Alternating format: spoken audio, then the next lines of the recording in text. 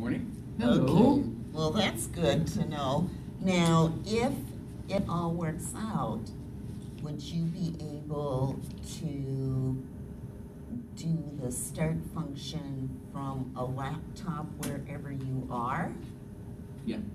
So like if we had two laptops. Yep. Can we have it logged in We- and access to Wi-Fi? I can do it anywhere. So we could Anywhere. do it that way once you get all those little details worked out. Yep. So that's good to know. How are you?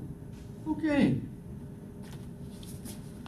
I sort of started this, thought this started at 9:30 because I put down 9:30 so I would have a half hour to get here, and then I forgot that I had put travel time in.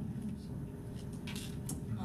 How's your new year going so far? Pretty good. Pretty That's good. I was actually thinking of the CAC committee the other day and thinking, how many of the CIC members have used transit?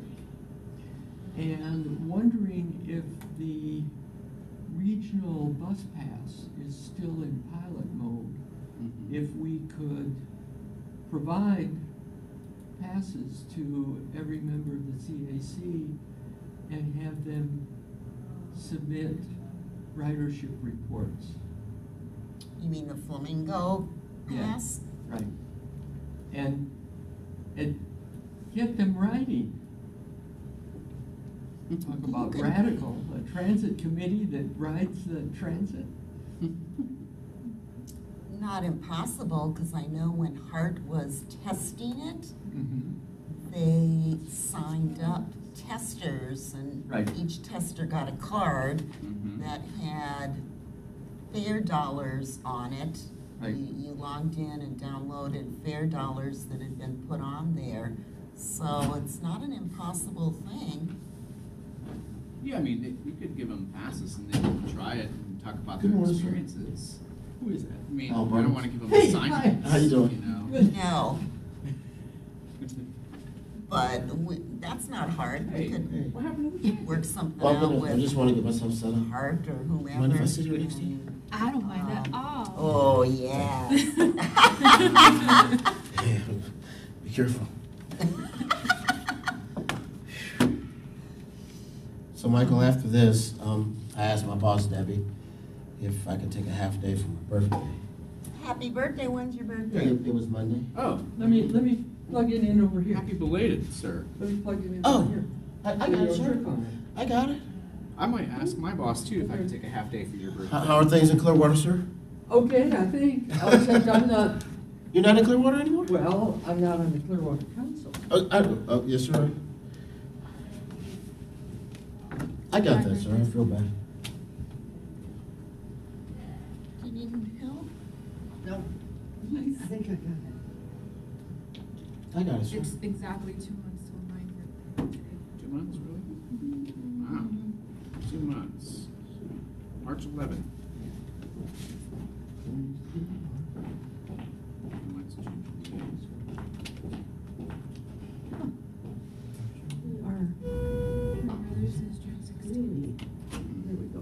He's a Gemini, yeah. Thank you, sir. Man, My mom is July 3rd. electrical plugs that are complicated. Come on, Dave. Hey, good morning. Hi, David. Good morning. How are you? Thank you, sir. It's okay. Al is on the job. Morning, Bill. How are you? Good to see you. Thank you. Yeah?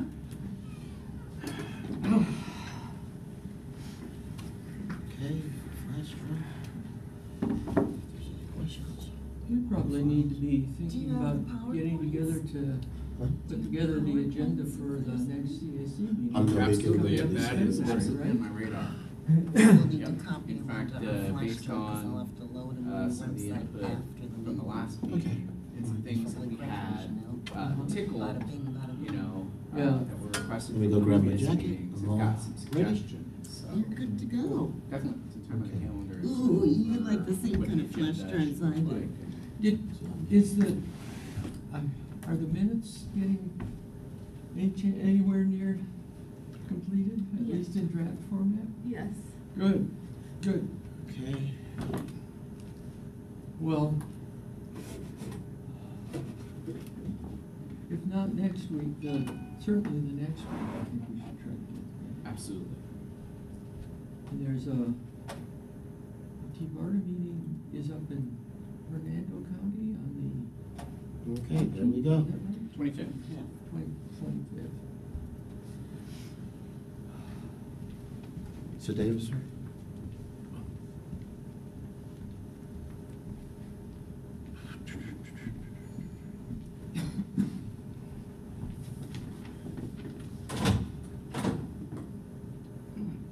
Is January 21st MLK Day?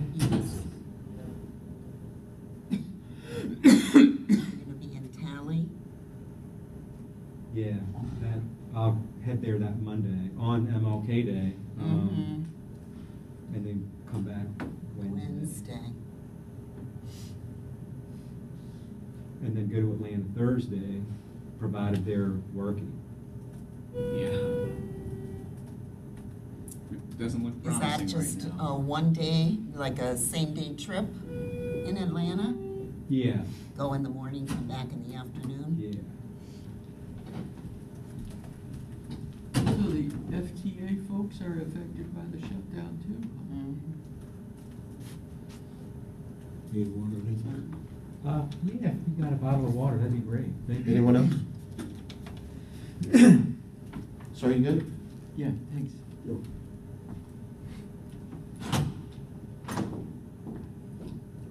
Never mind. Holy hot. I have to call Michelle to try to coordinate something with her for live streaming for the conference center in Pasco for the CAC meeting. Let's try to work Oh, something with her. at that company. Yeah, the conferencing place. center that's in Wesley Chapel. Paris was able to help me with that. Yeah. If it's gonna be their county team, or are we gonna have to bring in the outside guy, Or probably- John, or whatever Yeah. his name is? I think it's John. I have a feeling we're gonna have to bring out the same guy that we used at the Pasco board meeting. If we have to, we have to. Yep. Cause they have everything set up, they have the AV capability, they have their own IT people that can help, but we have to provide the source from outside. That's the only thing that I was told. Well, he'll bring everything, so if they don't have video cameras, he'll bring his video camera and everything. And then yesterday, Yeah, he was good, yeah, Anne got back to me about MPTV, she gave me the information, I have to forward that.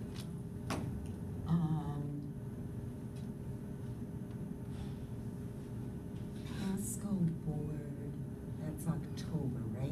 Yeah, that's good, that's already like. So we're yeah. confirmed for their boardroom. We're confirmed for their boardroom, Okay, and we're good. confirmed for the 2 CAC meetings in Pasco on those dates at this conferencing center. Manatee is confirmed too, Anne is just getting me like all the And it's at the paperwork. convention center. At the convention 'Cause center. I'm gonna have to do the notice for the board meetings, and I have to give the address. So as long as I know the address, I don't care about the rest, we're good. And we don't have to pay for the venue, it's on behalf of the county administrator's office, that's what she said. Like last year. Yeah, when I spoke to her. But we'll have to pay for. Good morning.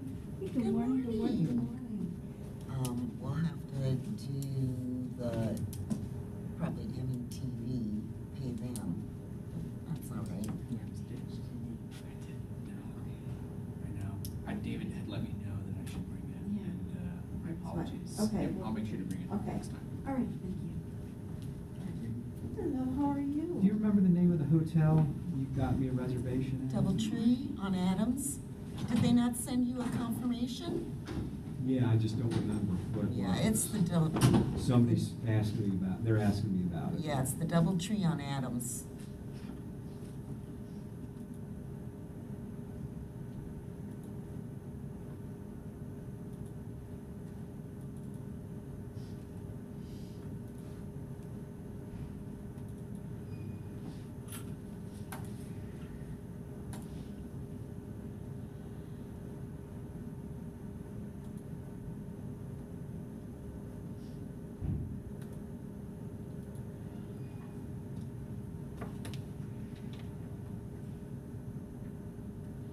Yeah, they're trying to wrap up coordination for Tallahassee, and they're wondering my schedule and where I'm staying and all that. We got a call from Representative Diamond's office wanting an appointment, and I just referred them to Caitlin at RSA and said they're doing all the coordination, so she's just gonna get with Caitlin to schedule the appointment. I figured that's what we're paying them to do, so I don't need to get into that. You know, Ben Diamond used to be on the PSTA board. Oh, really? So, yeah, so, he should be a pretty good friend of ours. He was a citizen rep from St. Petersburg for a couple years.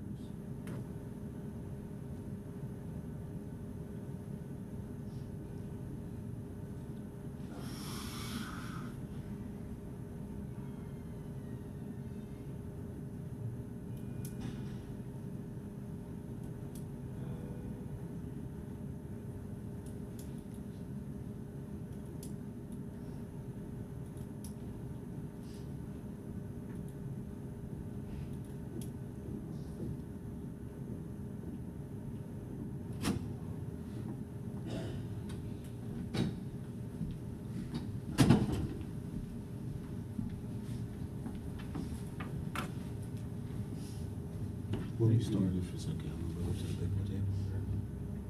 This is your house. You can sit where you It's want. your meeting. though. We're just visiting. It's your meeting. Hi, morning. Cliff, how are you? Hey, good morning. Morning. Hey. What's up?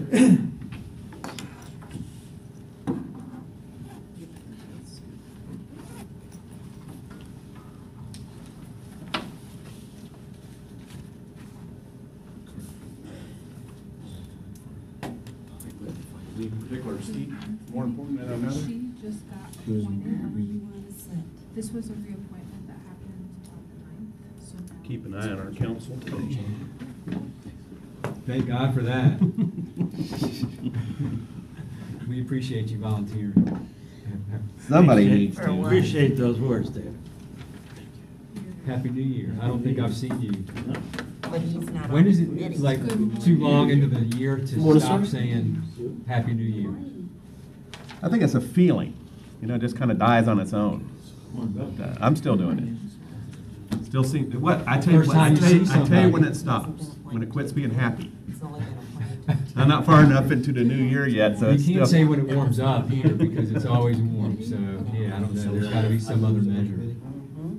Which is good, because that means a quorum is. three After instead of Valentine's four. Day. After Valentine's Day. I have Valentine's and my wife's birthday are like back to back. Ooh, Same with finance. well, that's easy to remember then. Yeah, Finance. but tough financially, Yeah. got to get through the That's whole right. gauntlet. Yeah, you gotta save up all And she year. won't let me combine them. Right, you got, no, that's like. I having tried a that birthday early and on. Christmas, Just put 'em into right. one. Yeah. Oh, no. Good morning. Good morning. Yeah, those poor kids that have birthdays right around Christmas. Yeah. They don't like them combined either. Short end of the stick all the time. They all want their special day. That's right. I'm gonna give you. So how have you been? Good. Yeah, anything new? Yeah. Looking forward to everybody coming. Oh, I need, Susan, I need something. Thank you for reminding me. Yes. I know you have socks, but I know you like. A link Yeah, special or socks. I've got email. special I need to get the PSTA board socks. members Wow. that will be in That's a Hernando different- County, the I entire board, know. to our tourist development director. That way you can be styling. Need their email addresses? I did, yeah, this, More styling than emails would be these. great, or Oh, what's I the don't easiest way to know. get the That list might for be all our tough. current board I members have an out. Excel I probably have to go downstairs anyway. So if I can send you that with their Okay, name if you and don't, email let me know and address, I'll- you should be able, I'll get Lindsay everything else should, done. or Yeah. Elena should be able to just, Yeah. import it into your Outlook That'd be perfect. Like, and, fall no out. problem. That'll work. So I'll go ahead and forward that to you. We've not had so many powerful people in Hernando in a It long depends time, on, so I like, want if to say finance hello is while at they're the there. table. That's fine. So if- Yeah, that'll be cool, won't it? Yeah, Yes, this is policy. very excited. Okay, but I mean, after when the finance meeting. Yeah. They'll find to travel north much better than I find to I got travel you- south. I got you six, yeah. Okay, thank you. And It that's- gets less and less people as you get up into the hills. I know. Good morning. Hey, good morning. Good morning. How are you? Great, thank you so much for returning the. Doing band. fantastic. Inspired. But you don't need it. Why is to be that? out here, so. I'm here. Oh, okay. Well, that's why I'm fantastic, because you're here. You know, in your area. Just made my whole day. Oh, boy. So it's like, we're good. We're I'm good. just saying that because I need your signature too. Okay. Commissioner Hi, Commissioner Long. Good morning. Oh, thank you. All right. Good morning, Bill. You ever have any clients, past or present, that aren't engineers but really want to be? Keep trying to explain how things should be, but Because the finances. can't grasp the basics. Mhm. Got one going right now. It's Hey there. you know. Good morning, ma'am. How are you? Outstanding in yourself. I'm good. Happy New Year. Happy New Year. See, You know, we're working on. I'm not the only one. I don't feel Yes, bad ma'am. now. And, They No. just said I Happy like New the Year. water They're still happy. It's- Oh, I'm still We're not far enough in the Are new you? year yet. Yeah. I was People just I asking- haven't seen. I talked to I was just George asking, yesterday. like, what the cutoff is when you, Legislative it's- session. So, Soon. so what I It's asked my probably son to this do weekend. is it's not ask the ethically professor, correct to say it for after a that- certain for point that in time. class that he might be out I don't for think about there's, 15 I don't think minutes. Emily I Post wanna put has him on anything FaceTime. on that.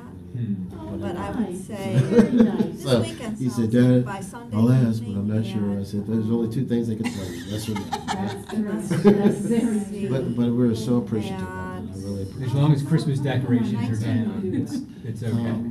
My Christmas decorations are down, but they're not put away, so the place looks Well, like that's a disaster fine. zone. Nobody Just a knows that but second, you, 'cause we so have to that's, start. Cats know. So at 1900 on Sunday is when the cutoff is. I just made that rule up. Make it so. I think at least through MLK Day. I was concerned yesterday. Really? Well, it depends. Like, if you haven't seen people, I suppose. There was an office back before I came down here, they kept the Christmas But tree if up there's all year anything, long, just- No worries. like throughout the year, just, I guess, because they liked it. My dentist, I get tired of that, though. my dentist office had a Christmas tree up 12 months out of the year in their lobby. They would put different, like, for different holidays, Oh, 4th of okay. July, they do red, white, and blue, and things like that. Susan, are we down then? Phone call? Okay, I I'll will take care of it. I'll go ahead. I'll go running to them now. Hopefully they're not sitting in my car. The video's not ready. You're looking I'm sure it's not. 27. Right. Melanie- 6, 7. Just texted me asking for the dial-in information too. Happy New Year, Alan. Happy New Year. Right, I just sent it. To Melanie? Yep. Okay, thanks.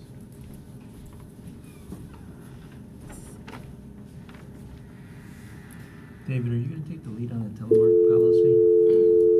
I can't, unless you want to. I mean, it was your suggestion, so. What is he taking?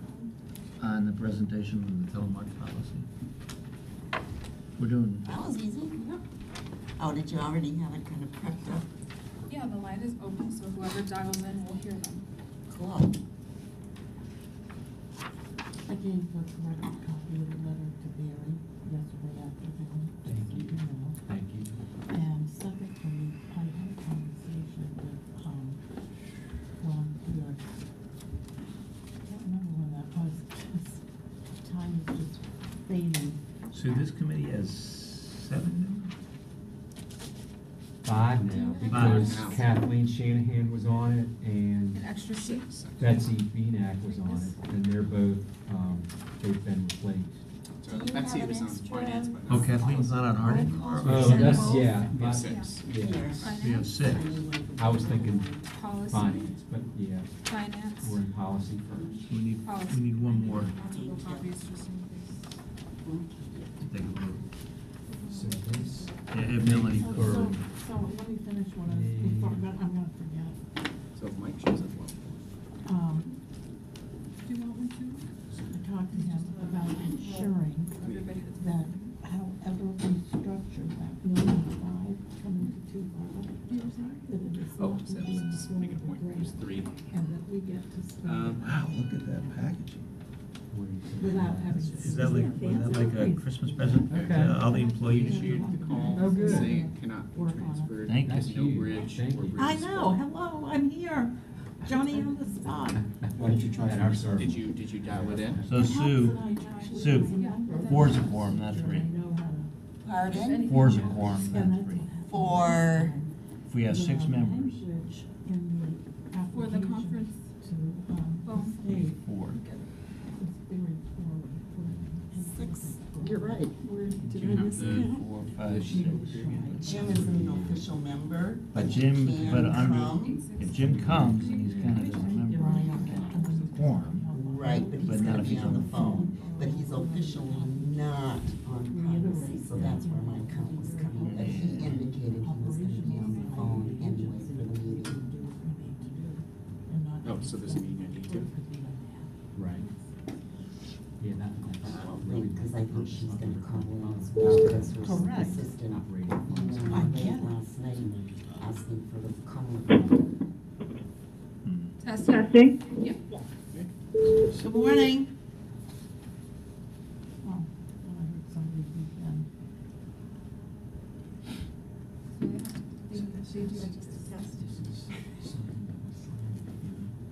We really don't.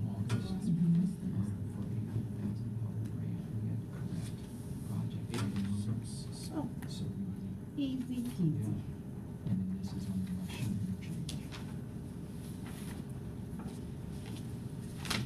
So it's working. Yeah, it's work. I just called in to make sure.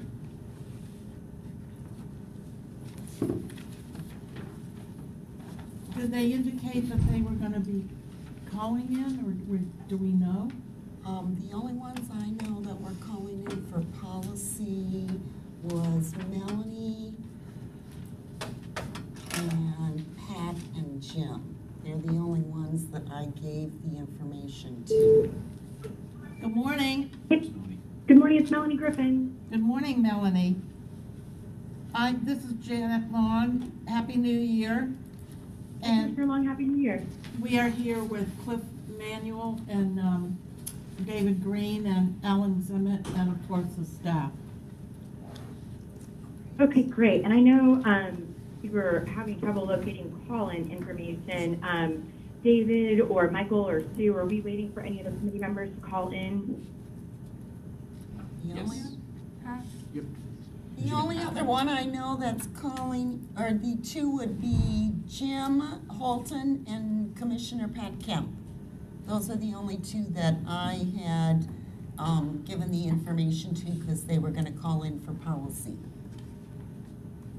Okay, well, it's 10:06, so we'll go ahead and get started and see if they've even, it looks like the first order of business is to see if there's any public comments. So have you received any public comment cards? No, Okay. Is there any public comment to be heard? No? Great.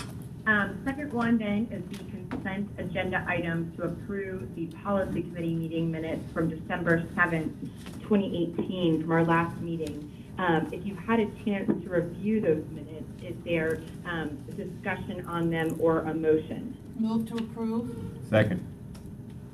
Okay, all in favor, please say aye. Aye. Aye. Okay. Opposed? Okay, those are passed, or at least it's suggested, I guess they passed, we don't technically have quorum. And so then the third item for us, and really the only item for us to discuss today, unless anybody has new business to bring before the committee after we discuss the action item, is the idea of a policy that would allow remote working. And I had a chance to talk to Executive Director Green about this past week, and so I'll let him explain how it arose and the need for it and where he got the policy from and the language. And the one thing that I will say as a preface to it is that one of the things that we discussed is that it seems like immediately, obviously, Executive Director Green has had some initial fire hose to deal with, but that as things calm down, it might be good to go ahead and have an entire employee manual review done to make sure that all of the policies are up to date, because usually to me it's not super expensive, but certainly can be very protective of TBARTA going forward. So I'll let him and or Alan address all of that and defer to them for comment. Thank you, Chair Griffin, and good morning, everybody. Good morning. Yeah, so as an agency that promotes and encourages alternative commute options such as taking transit, carpooling, vanpooling, biking, walking, and teleworking, we thought it would be very important for TBARTA to lead by example with a telework policy of our own. I believe you all received a copy of the proposed policy. I hope you received that in advance and had a chance to review it. This is a policy that I used in Virginia before I came down to Tampa Bay, and we modified it to fit TBARTA. And I thank Alan for taking a look through this and providing his comments and recommendations. But it would just allow an employee of TBARTA the ability to telework if they were interested in doing so and it met the business needs of the organization. It is not an entitlement in any way, shape, or form. It is something that would just give someone the ability, if the situation made sense, to both the employee and the organization. Requests would be reviewed on a case-by-case basis, again, focusing on the business needs of the organization first. Someone would need to be employed with TBARTA a minimum of 12 months in order to be eligible to participate in any sort of telework arrangement, and they would also need to meet or exceed expectations on their most recent evaluation. The situation would allow for a telework trial basis of 30 days and then could be discontinued for any reason by either party at any time. The schedule would be agreed upon between the employee and the executive director, and there would be some procedures put in place in terms of the frequency and methods of communication. And certainly employees who are authorized to telework would be held to a higher standard because they would be working out of the office than employees that typically work inside the office. Evaluation of teleworking performance would be conducted on a daily basis through interaction between the employee and the executive director, and also with face-to-face meetings on a weekly basis. So we just present this for your consideration.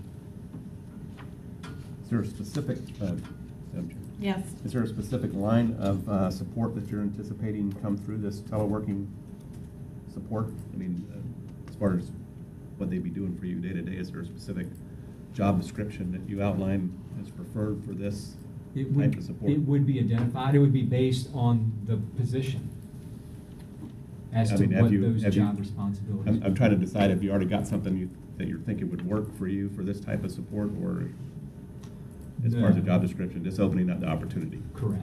Okay. Nothing specific yet as far as. No.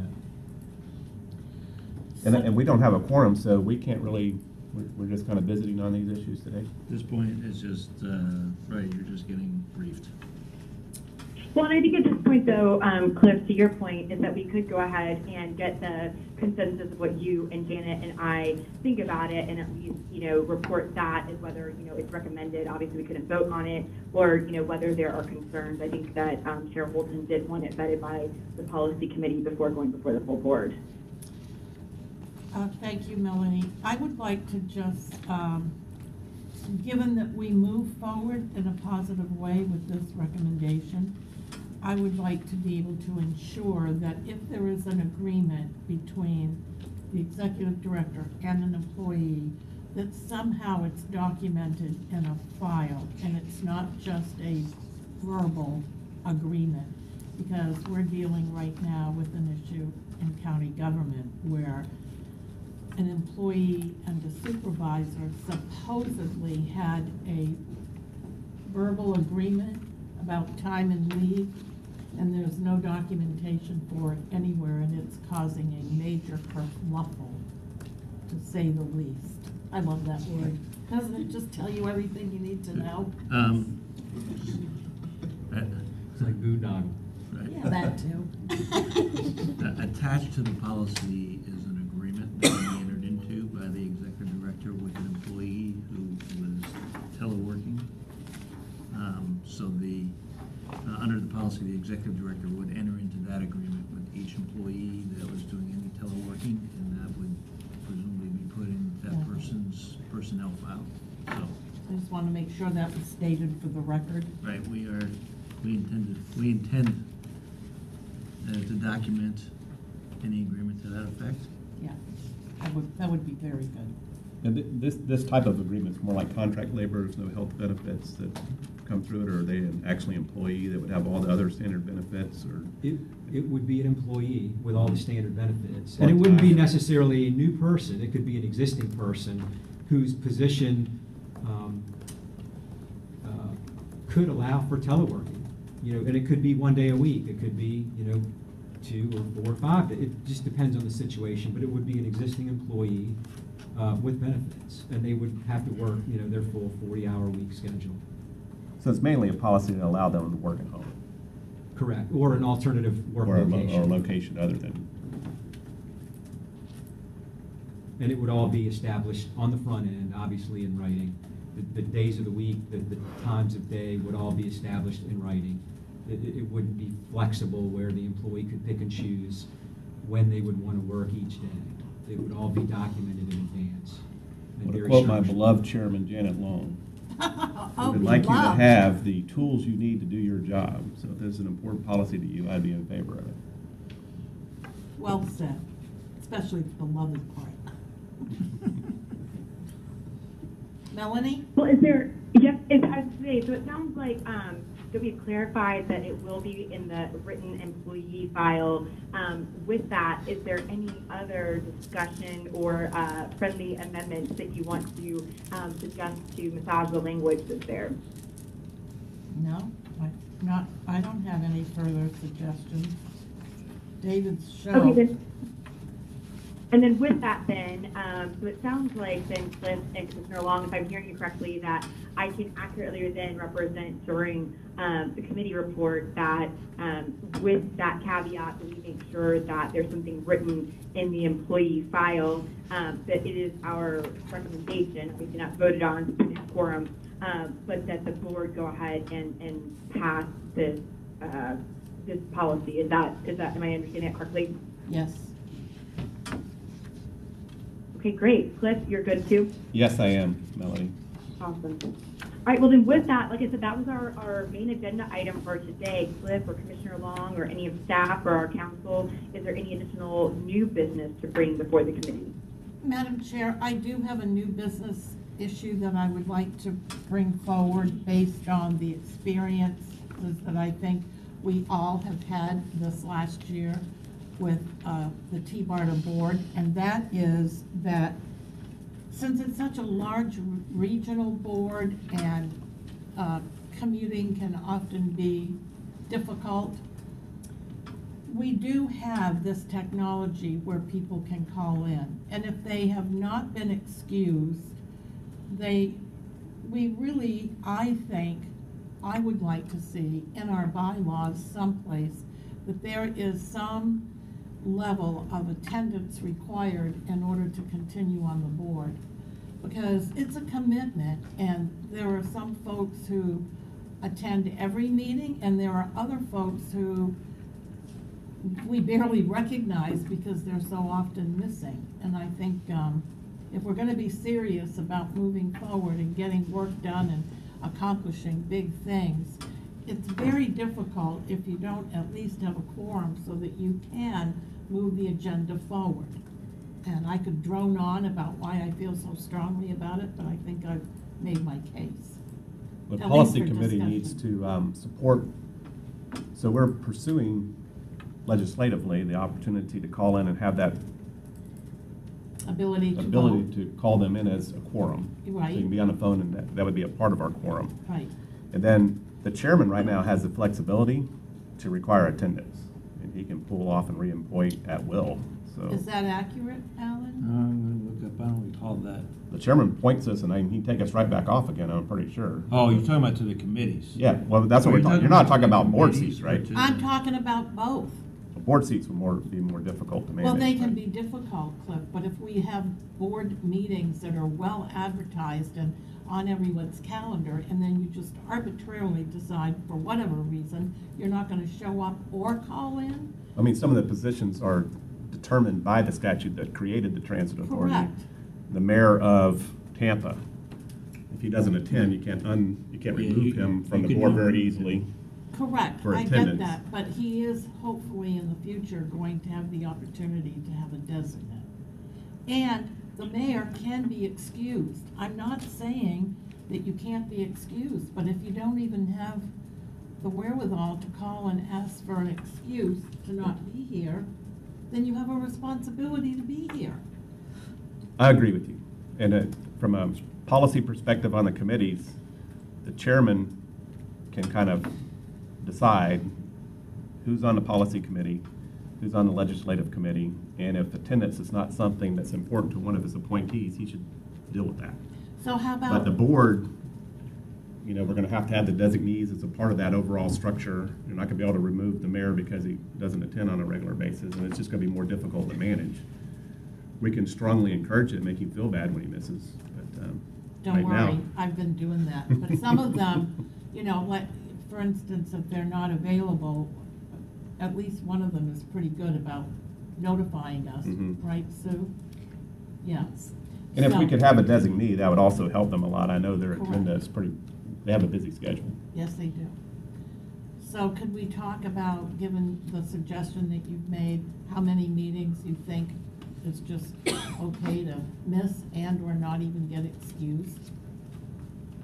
Well, my suggestion would be, since we weren't prepared to take it up today and we don't have quorum, if Executive Director Green, if you can run this past Chair Holton and make sure that Chair Moulton is on board with us looking at this policy, and then maybe staff could get us some suggestions, if it is, and we get the green light, maybe staff could get us some proposed language. I'm sure there are other, I've seen it before as well, Commissioner Long, about, you know, the 75 or 80% meeting attendance and responsibilities. Maybe we could get some proposed clauses around it that might help us with moving forward with the discussion. Well, that's a great idea, and then can we also ask the executive director if he has any thoughts about it? Sure. Yeah, and absolutely. And David, you know, obviously I want to, would love to hear your comments. The other thing that I'll say too is that I understand why it was done, but it also may be worth it to encourage everyone to really look at their calendars. I know Sue did a great job of sending all the calendar invites, and I completely understand why it was done to streamline and use our staff resources efficiently, but I think part of what may or may not be playing in addition to the fact that it's the beginning of a new year, is that we've moved to a system where none of the states are coordinated with any of our committee members, so we don't actually know if they are available. We just said this is when we're meeting, and I'm not saying there's anything wrong with that, but we may want to really encourage people to look at their calendars and give us feedback about whether they can, you know, realistically make it. When they accepted that box, did they really think they were accepting it, or were they just putting it on their calendar? That I don't know if that played into it all either, because I know that was kind of a different system this year than what we've used in the past. Yes, this is David, and I do concur with the concerns and the recommendation to discuss this issue with Chair Holton.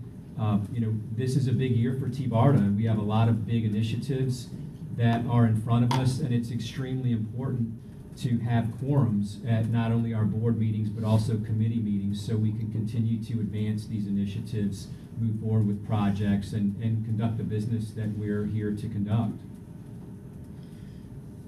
Let me, if I could, just address one comment.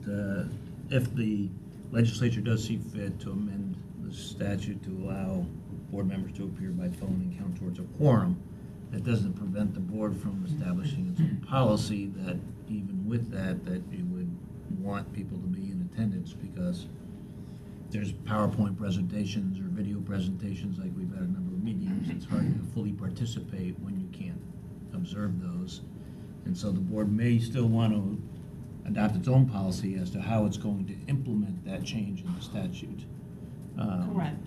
So if the statutes change, we probably will have a discussion about how we are going to implement that change and what conditions or provisos the board wants to put on attendance by phone.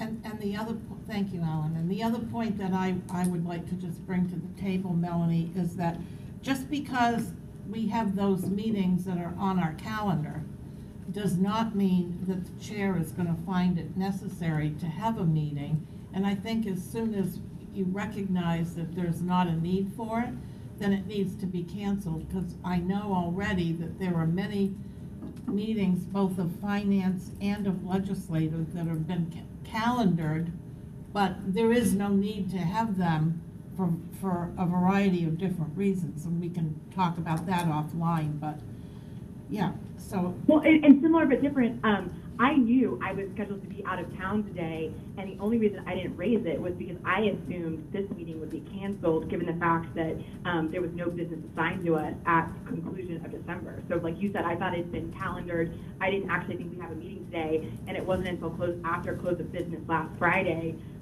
that, you know, we got the notice of it and started getting the materials. So I know it's a really busy time of year. I'm not pointing fingers, but that's what I'm saying. There may have been some confusion about the fact that, like you said, people who aren't on the phone today may not have actually realized there was going to be a meeting going forward based on the events and how they flowed. Correct, and just as an example, I received an agenda a week or so, more than a week ago, with things that were on it that we already had addressed and had answers for. So in following up with the executive director, and I tried to follow up with you, Michael, but I know we weren't able to connect. We just canceled it right away because we knew that we already had the answers. So that's just a good example, as well as your own, that just because they're on there, I think we do need to take a close look to, do we really need to have all those meetings if there's no business to be discussed? Right? I would vote not. Because we're going to be really busy. A lot of us are going to be spending some time in Washington and in DC, and so enough said on that issue. But thank you for allowing me to open up. I have one comment as it relates to the council's input on the teleconferencing. For those of us that make a very long trip to this destination, teleconferencing, if we can make it a part of the forum structure, is very important for us that can't make this trip on a regular basis. And we do get the benefit of the material. Most of the policy and legislative committee meetings that I've been involved in by phone, I'm sent the background, I'm sent the presentations, I'm sent the documents that you're going to be reviewing. And I can be on my phone and my laptop at the same time, view the structure, view the information, and I think participate at a fairly high level. But unfortunately, on a current structure, can't vote. Right. So, well, we're going to fix that. Well, you can vote if there's a quorum physically if there's a quorum here. And all I'm just saying was that, it'll be up to the board to adopt a policy if the statutes change that implements the change in the statute. The statute's not going to be the end of it. We're still going to be looking to the board to adopt some kind of policy to implement that statutory change. Yeah. And my voice is going to be to encourage participation by both. So I'm just adding that to the discussion. Thank you. Very good. Madam Chair, is that it? That's all I had for today. So, Cliff, do you have any other new business to bring before the committee? Nope, I'm good, Melanie. Awesome. Well, is there a motion to adjourn? Move to adjourn. Second. All right, great. Well, thank you for your time this morning, and look forward to seeing you guys, I think, next week or the week after. Good job. 2 weeks. Have a All great, right, bye-bye. have a great weekend. Bye-bye. You too, bye-bye. Where's my that was easy button?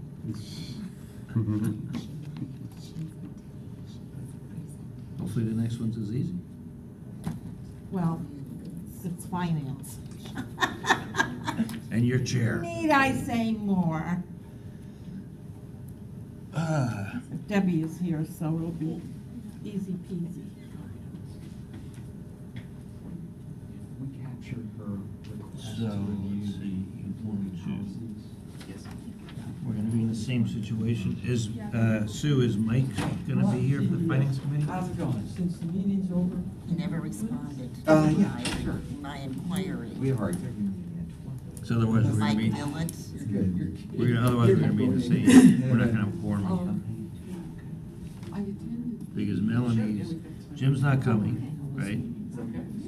Melanie's gonna call in. She's gonna try to call in. She has to do a presentation at noon, so even if she calls in, she might drop off at 11:30. Bye. Bye. I think Jim's gonna call in. So we need Mike to be physically present if we're gonna make a quorum. Meeting scheduled. Which he might be, because he's come to other meetings, but But you haven't heard from him. I haven't heard from him, and he did not respond to my request. The addition of lanes. So, Which would. Could I just ask if there's any will to have these meetings before our regular board meeting? So that we don't have to have another? Well, the board meetings are at 9:30. I Well, what prefer it if to be we- after, not before, but if it's gonna be Well, before, then I need them all in Hernando, that'd be all right. But you know, like, what if we move the meeting from 9:30 to 10? That'd work for me, it's fine. The problem is that these meetings are intended to make recommendations to the items that are on the board meeting. She's talking about moving the main board meeting back an hour, so we kinda get all here at So we're gonna do 9:30. One is, 9:30 to 10:30 would be like To me, committees, is if you do a. 10:30 on the board meeting, you'd have to fit root cause 3 committee analysis, meetings You wouldn't, current structure, you yeah. wouldn't fix something that's before not- the regular. Or at least unless you. I don't know who's here that knows how to work the video because we're still And he being said that broadcast.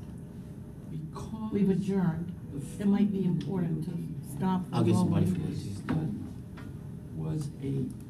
was designated by Jack Blackwell when he put it in. Bill, hold on. I'm sorry. Hi there. That's fine. This would be my name as well. I'm sorry. Caught me there. Brad, do we know how to stop the video from rolling? from IT Okay. We adjourned, but it's still Go on. being broadcast. Oh, okay. What? How can you tell it's still going?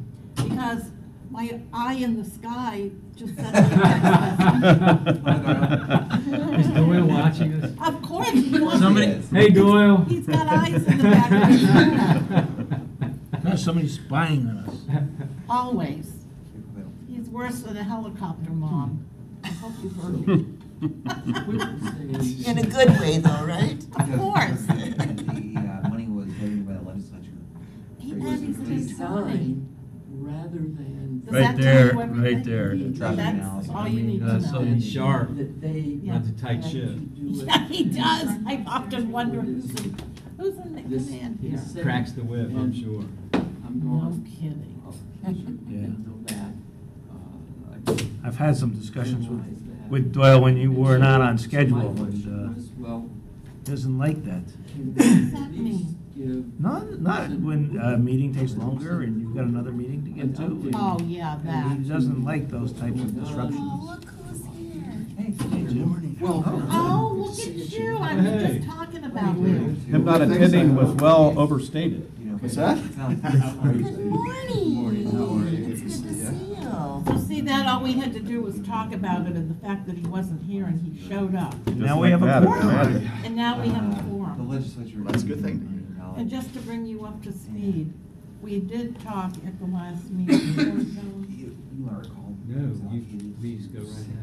Oh, yeah. The legislature. Well, we talked about establishing a policy for attendance. I think that's And a if you wonderful couldn't idea. be here, at Study the very a least, regional you should either get a formal excuse or or call in. Yes. Because I mean, we have the technology now that we shouldn't just arbitrarily decide we're not gonna Now participate. we- And then, the other thing is, since you're the chair, Mr. Chair, it might be important to review the attendance of some of our members that are that you appointed, because they're not Well, I. serious Oh, on enough the, to on the attend. committees? Yeah. I think that's true. You know, you need, it would be wise to remove them and appoint somebody else. Yeah, I think that's, underscore I the like- importance of it attendance. sounded to If me you can't like do it, let's you let had someone else have an opportunity. conversations Oh, that's with these okay. consultants. very wise. Good, fantastic. Commissioner. So are we expecting Yes. a full quorum then here, present? Since we're not in, we closed the meeting. Yes. We're not technically open to the public at the moment. Right? You guys probably shouldn't be talking about that.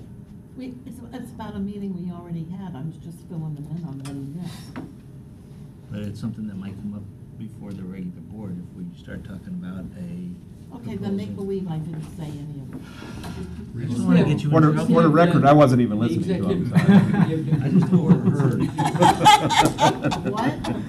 I said, Madam Chair, I would suggest you have the executive director give him the report instead of you. I just asked him to, and he said, no, you go right ahead, so see, it's your My fault, I'm sorry. I forgive Thank you. I'm not here to create problems. And we're scheduled to Or get you in adjourn, trouble. 11 o'clock for the Finance Committee. Mm-hmm. Yeah. But we got out early from the other one. I think we should start the other, we can't start the other one early? Is it noticed or something? Yeah, it's noticed. Starting that early would be grounds for. Yeah, bad stuff. Hmm. Hey. Same to you. Excuse me. If you are coming from a long distance, if you just want to sign, I'll get the address and the mileage and what you reimburse. So did you bring me a Oh, check? right. My accountant's writing this up. so. You also have that pin? I do. Are you gonna be on Seminole Fully Lane in here? equipped. No, I think it's in my truck. Yeah, Do you I'll need be one up, for- I'll be up. If there's an extra Oh, one, I'll get you. that'd be great. Supported the premise of the whole thing. And she did say, well, you know, we don't have that much inter-county regional travel. So we should be focusing on improving transportation in our. But, and then, after that meeting, I went down to the. He said when IT set it up, because the meeting we were scheduled back to back, it started at 10 and it's not gonna cut off until 12. So it was set up to just cover both meetings. What's that for? The streaming, We're the being, live we're streaming. being broadcast while we sit here and More chit chat. concerned with frequency and the hours of service and the accessibility of it. And so, okay, I thought you hated transit. I was And- thinking, it So probably she's- would be a good idea. So to I send a just, formal letter I saw to, a different insight Jimmy into the county. Petronas. Yeah, I texted him yesterday. I'm gonna call him. Well, yeah. CC him because I left time, I had something to write later tonight. Do you have his email? Very nice meeting you. Cliff Manuel. Yeah, well, I'm sure you got his text. Hernando County. I don't know if I have his official personal cell phone. I can ask Doyle to send Yes, him a I letter. think you showed me that Via, before. That- send him a letter. I sent him the actual invite. He said he wanted. There's no Oh, you argument. did already? Oh, yeah. I know that she's been. But as the chair, I should probably follow up, right? I could call Dustin. Well, they're in a state of chaos there. They're all flying to Broward. Sheriff Israel. Yeah, well, that's not hard. Oh, they are? Yeah, and they're appointing another.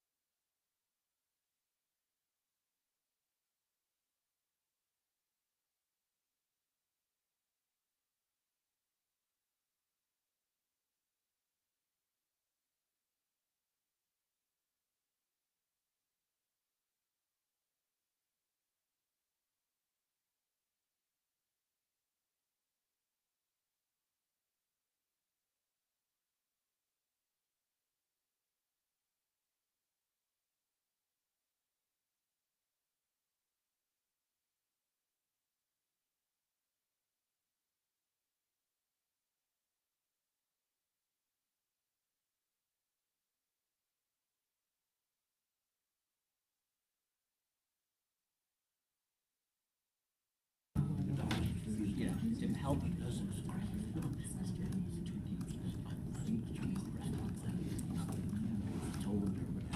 Right.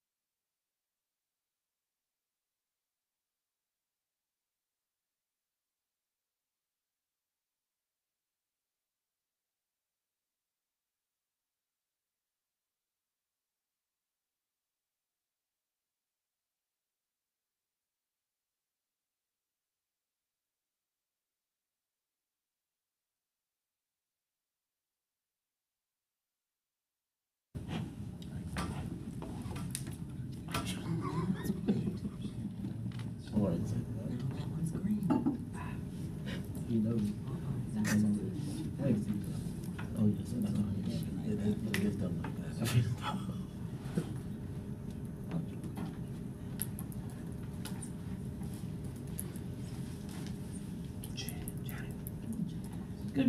Good morning, everyone. It's 11 o'clock, and I'd like to bring this meeting of the Finance Committee of TBARTA to order.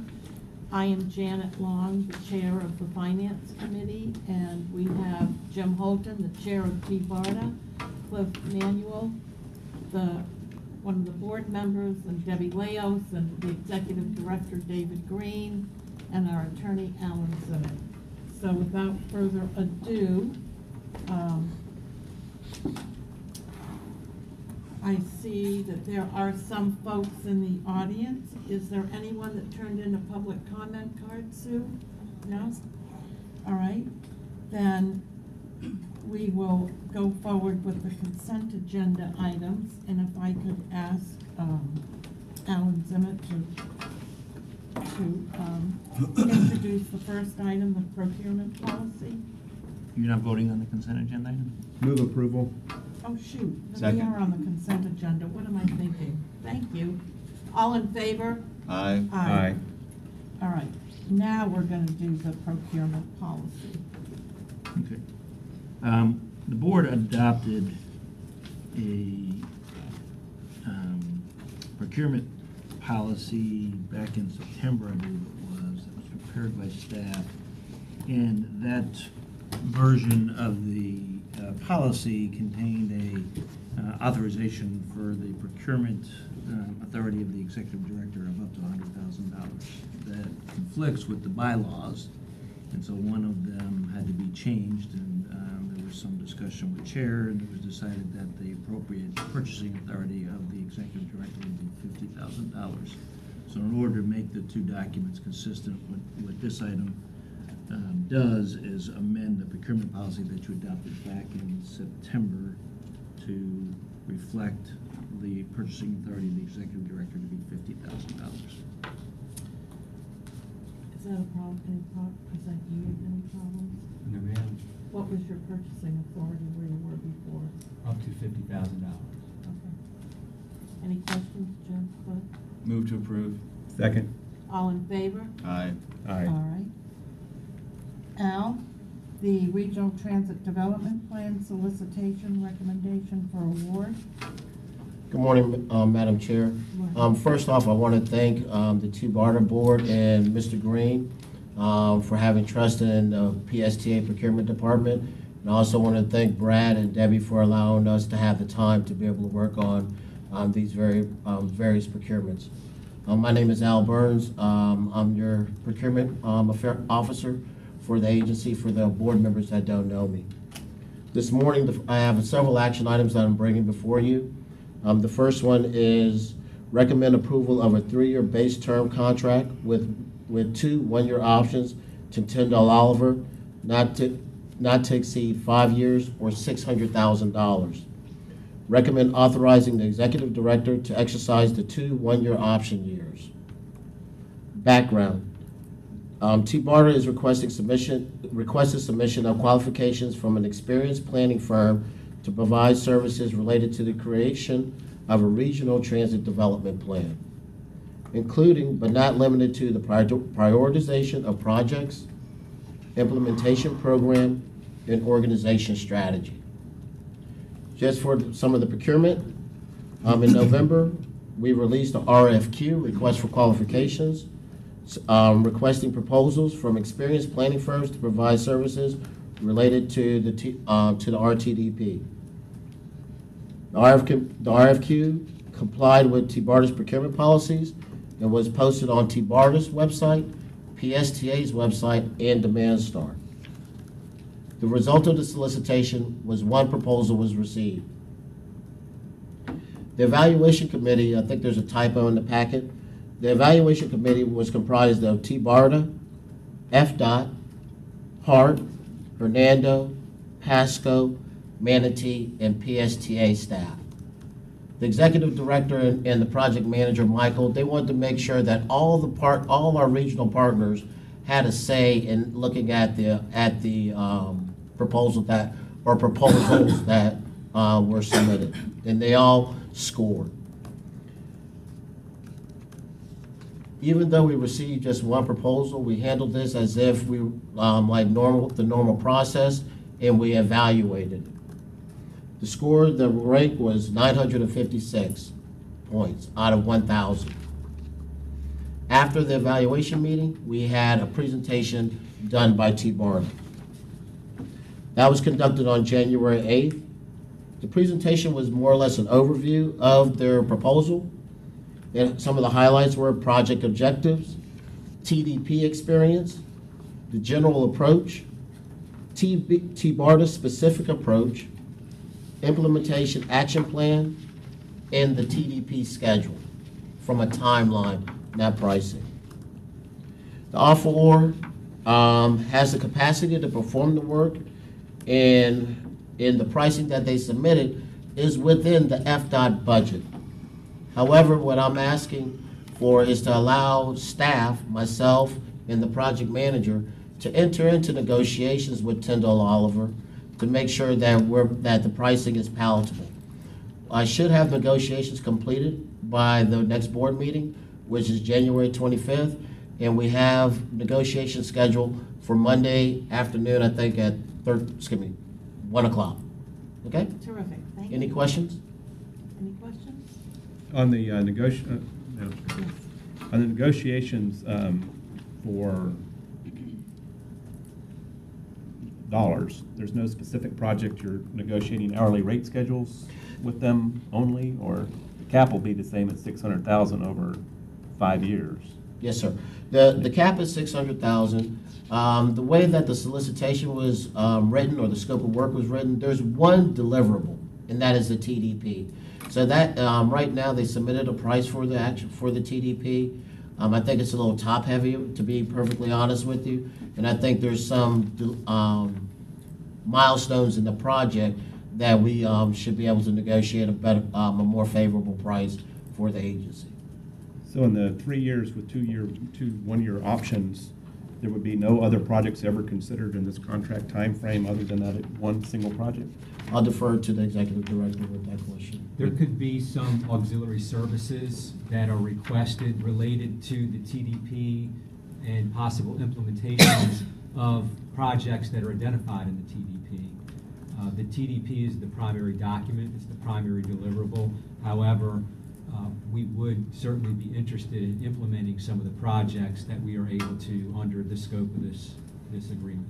Kind of reads like a continuing services contract arrangement where you could have other types of projects under it as long as the cap wasn't exceeded. Correct. And then with the submittal, did they have an hourly rate schedule that's already been accepted and approved? Yes. They did never submit their hourly rate schedule.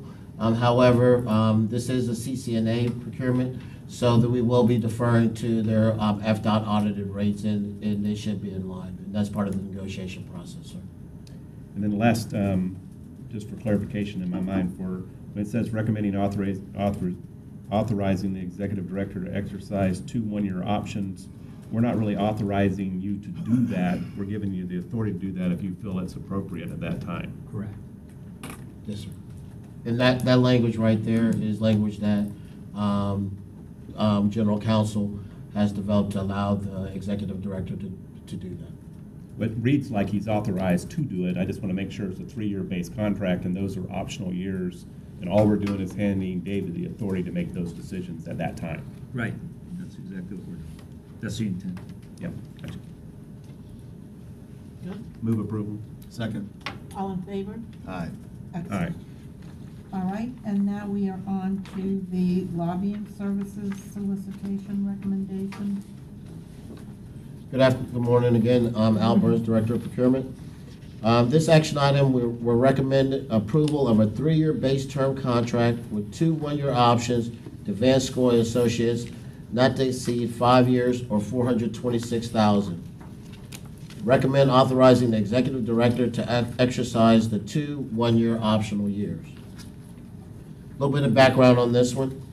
The agency has desired to engage a federal lobbyist to analyze federal legislation, policy, and regulations affecting TBARTA and to develop strategies for advancing actions at the federal level that are beneficial to TBARTA and its programs.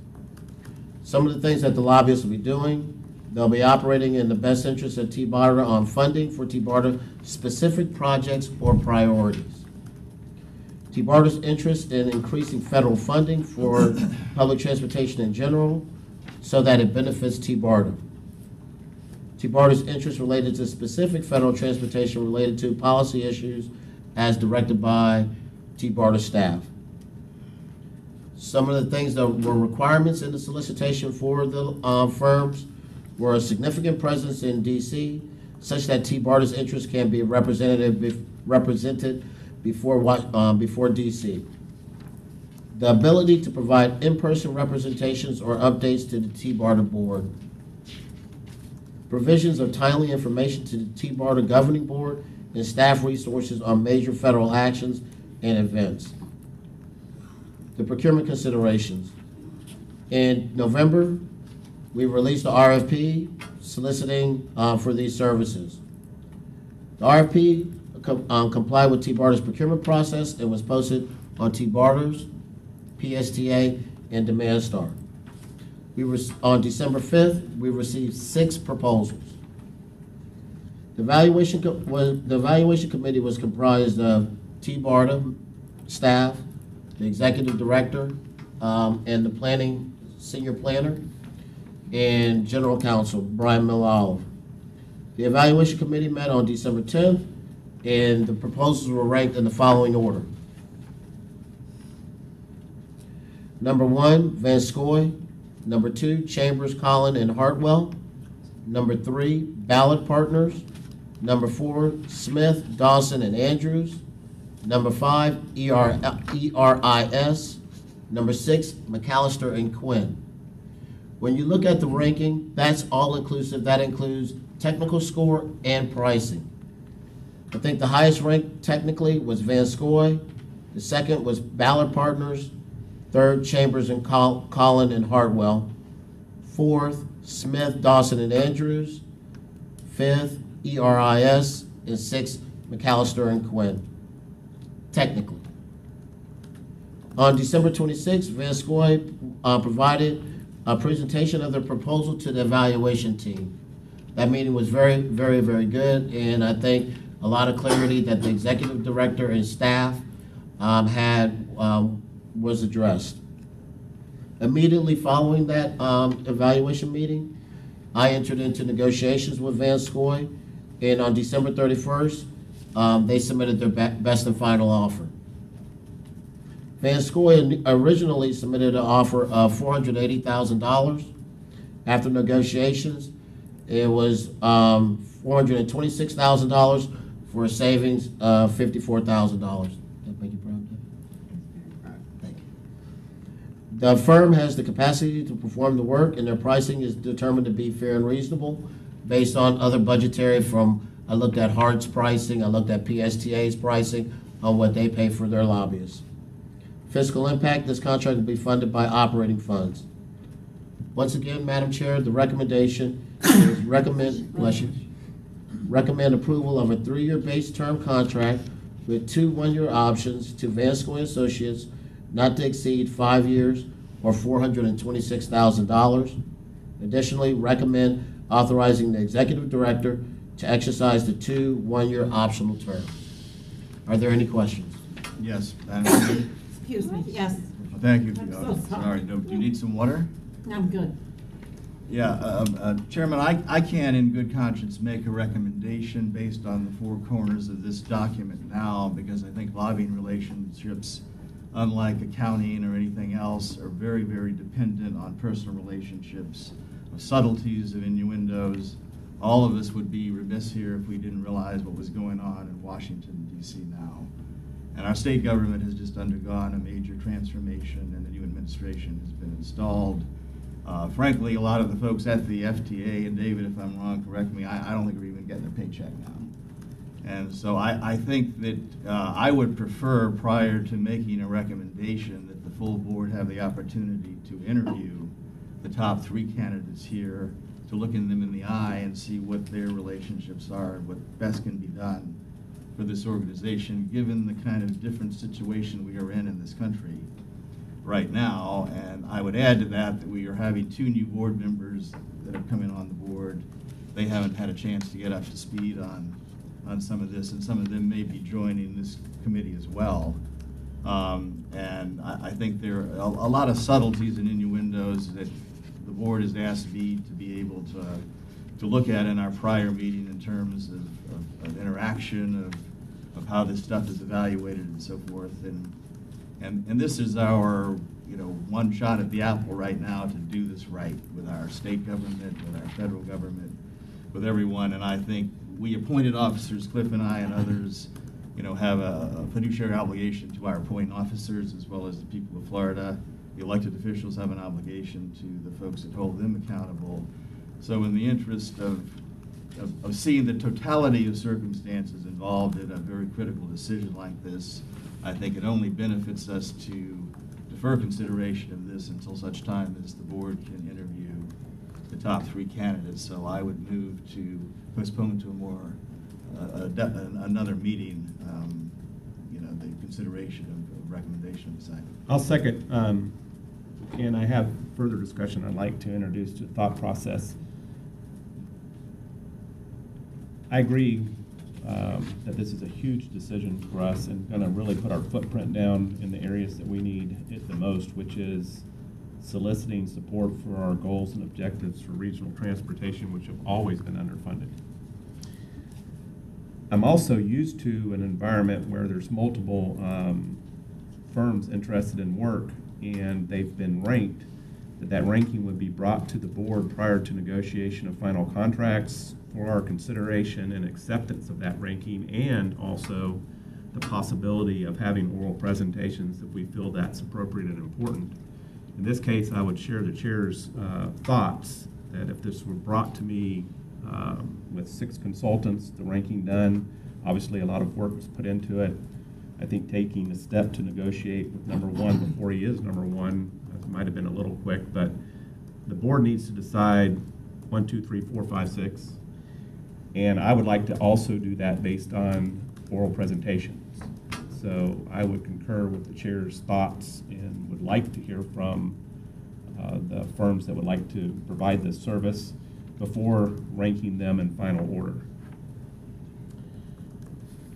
Well, Madam Chair, yes. just a point of clarity for me. If I may, I think I heard two things. I heard the top three candidates, and then I heard, I may be mistaken, but then I heard all six candidates come in. I'm fine with top three, just for clarification. Thank you. Sorry. That's quite all right. So I cannot, I'm voting no on this motion, and I'd like you to listen to what I have to say. First of all, I think in this little group right here, I may be mistaken, but I'm the only elected official. And the reason public agencies put a procurement process in place is to ensure that the process for our vendors is pure and without political innuendo and lobbying efforts. And I know for the county, we actually have an anti-lobbying ordinance once the cone of silence goes up and we know that we're in a procurement process. Secondly, I have great faith that the United States government is going to be back up and running in no time soon. And the minute they are, the issues with appropriations are going to come fast and furious to make up for lost time. And thirdly, we just received an enormous gift for Tampa Bay and our region, because for the first time since Congressman Young passed away, we now have our very own United States Congressman serving on the Appropriations Committee, which will be huge for not only our region, but for the state of Florida. And so I know personally, I may have a little bit of bias because I have worked with Van Scoyoc, but there is no one better, I can assure you. And those of us that have traveled to Washington and been guided by their knowledge and their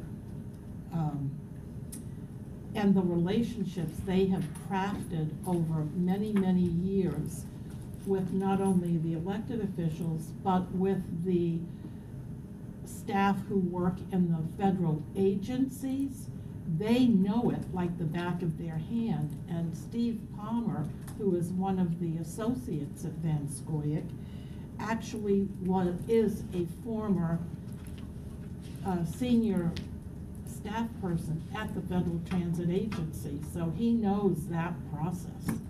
And for those reasons, I would really like us just to be guided by the recommendations of our staff, because I believe it's the right thing for TBARTA. Chair, in response?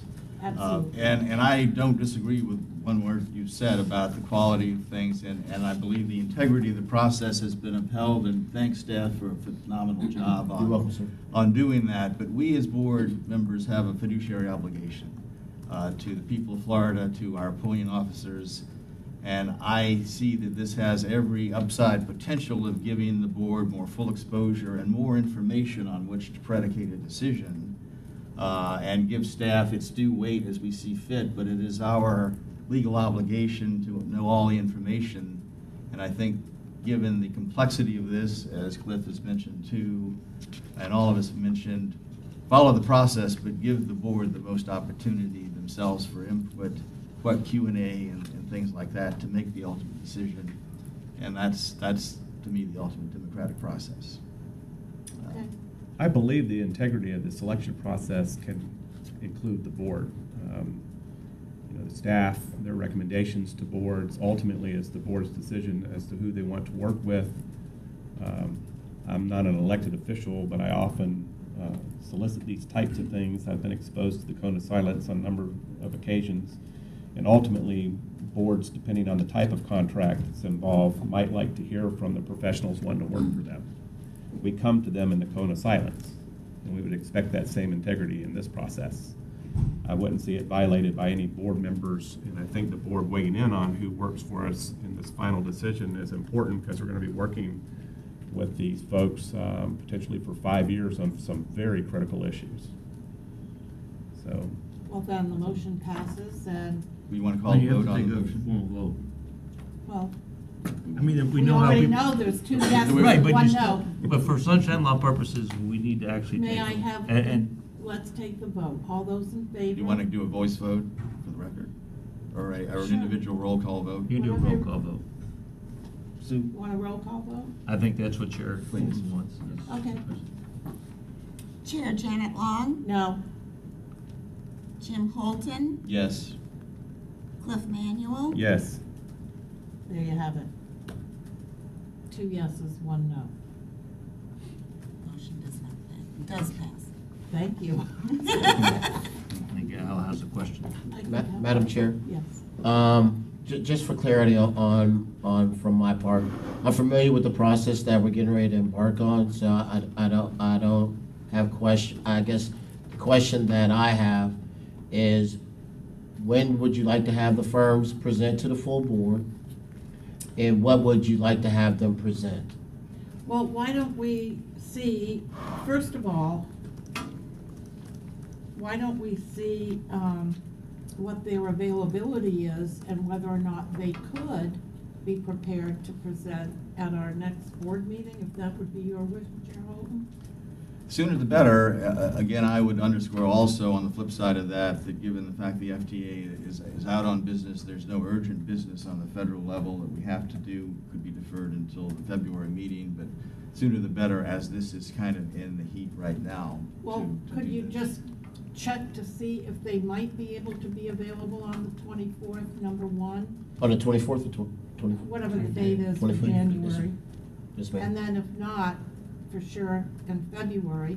Yes, ma'am. And then, I don't believe that any of these folks are local. Is TBARTA picking up their expenses to travel down here and? I'd like to answer that question. Typically in the procurement process, any expenses that, for interviews or presentations, that's absorbed from the firm that will be presenting, Okay. typically. I have one question for legal, Madam Chair. There was a negotiation that took place after the initial ranking of qualifications and price submittals, dropping the submitted cost of $480 to $426. In this environment, if we're selecting the top 3 candidates for oral presentations and ultimately final ranking would require negotiations with the top-ranked firm. I'm assuming they're coming back into this discussion ranked as they were, maintaining their $480,000 in the ranking criteria that we've seen, since they're not currently selected number 1 for that purpose of negotiating a seat. Yeah, so what I would recommend that the committee do, the committee would hear the presentations, determine the final ranking. And our staff committee is not a selection committee, it's an evaluation committee that makes a recommendation, right? So you guys would make the final ranking that would then be presented to the board. I would suggest that whoever you select as number 1 then be asked for their best and final offer. So you're not going price is not an element for your consideration when you're looking at the presentations. So it doesn't really, it's not going to matter 480 or the other number. But in this RFP or proposal request, price was a consideration in a ranking. Yes, So the but board it's also not- can it's- take price into consideration or just qualifications. So in terms of performing the evaluation, price is not a factor. By us as the evaluating committee or this committee, if you will rank the top, whoever the top 1 is. And then you should direct staff to ask them for best and final offer. If it's Van Scoik, you already know what the best and final offer is. If it's one of the other 2 firms, you would ask them for their best and final offer. Then it would go to the board, the full board, who would then make a determination as to whether they're going to award to that number 1 ranked firm, knowing what their price, their best and final offer is. Does that make sense? I'm fine with that. Okay. Yeah. But the way the RP is set up is the evaluation by us and by the committee, and then by you guys will be done based upon the non-price criteria. I mean, the only reason I question that is the total rankings do include price and what's in front of So, me. After we did our evaluation and did the ranking, then staff applied the pricing. And I don't know that the No, and the submittal change was in the best and included. final offer changed those numbers very much. It did, dropped at 54,000. No, I know, but I don't think it changed the ranking, because didn't they still stand at the same position that they were before? So it didn't change their ranking points. Okay, So the way that was I am done. confused now, so. Okay. And forget about the negotiation. Okay. And the best I and mean- final offer. And the ranking criteria that they submitted included price. So when you look at the top three firms, the 955, the 927, and the 898 include a ranking for their price submittals. So it includes 480, 373, and 600,000. And then that is in the total points. So in this RFP, price was included. Yes. So when it comes back to the full group to review, we also will be taking qualifications and price into consideration, just like the committee did. Our committee did not take price into consideration. Well, how does this? Mr. Burns, after we did our Y'all did ranking qualifications only. on qualifications only, then Okay. Mr. Burns applied a formula I got based you. upon the numbers. I do And understand then he that. added that to our ranking numbers that we came up with as a group, and then that's how he came to the final number. I got you. But my other That is point clear. was, if you look at the proposed prices, the way he did the calculation on price is he ranked the firms on price, solely on price, based upon the numbers. Van Scoik, whichever number you use, came in second. Chambers was first on price, but now that I understand your clarification, I'm fine with it. Okay. We'll be reviewing qualifications, and then we'll reach out to the number one ranked firm based on qualifications only and get their best and final offer. Right. Thank you. And then I got that'll it. go up to the board. I'm good with it. Thank you. So, council, I'm still just looking for clarity.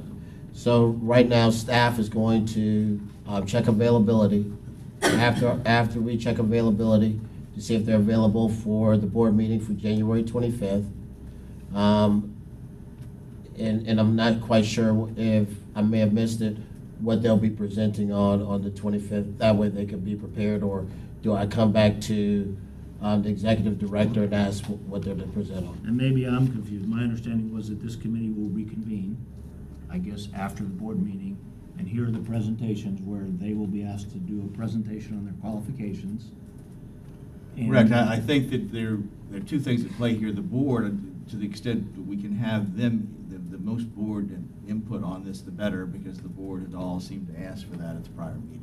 Well, do you want to do the presentations at the entire board meeting? I think that's probably for inclusiveness and for complete transparency to this board to do Well, that. then, okay, I had thought you wanted to do, just reconvene. I thought you had said you were going to reconvene this committee to do. Well, we can do it simultaneously.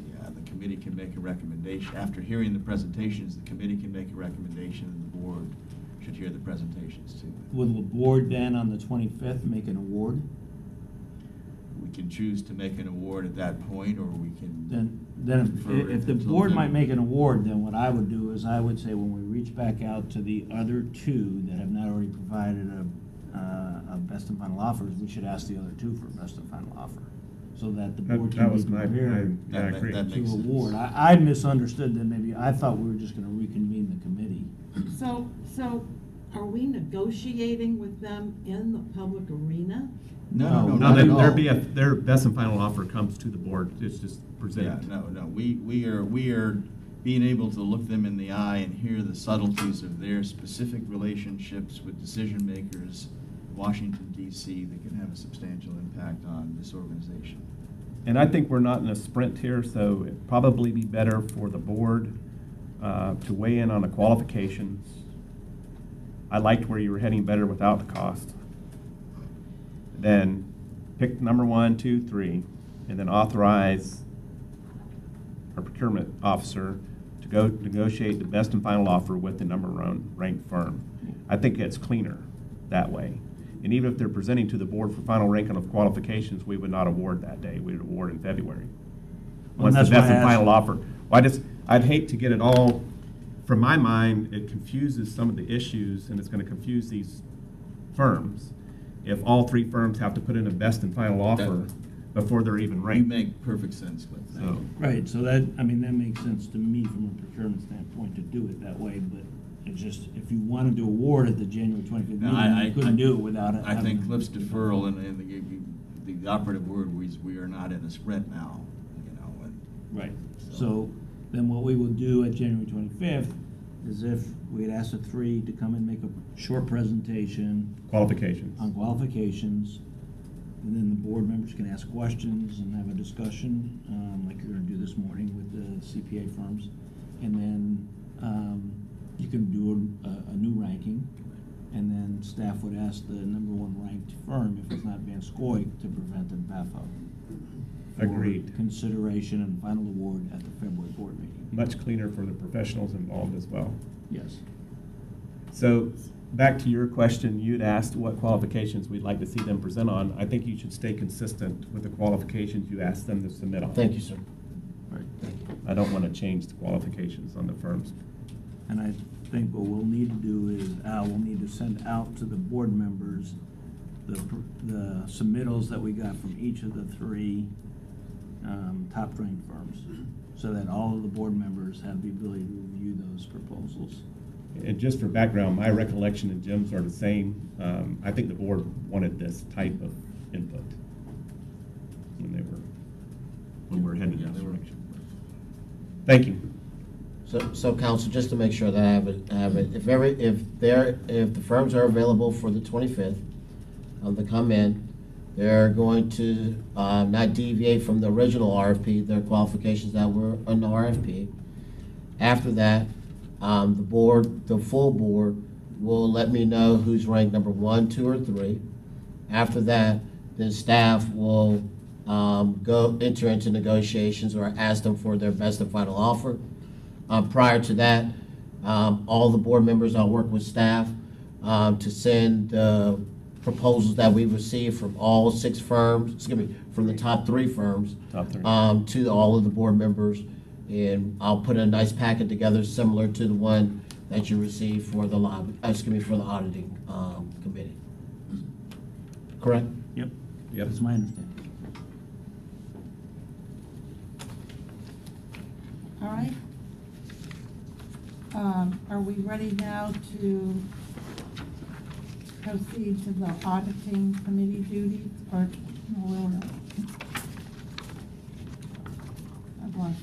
no, yes, Yes. solicitation for the auditor services. Excuse me. Al? Good morning, Madam Chair. Is this still morning? Yes. Good morning, Madam Chair. This is Al again. Prior to this meeting, you received from my boss, Ms. Debbie Leas, a packet on what the parameters are and what are the requirements and responsibilities for the audit committee.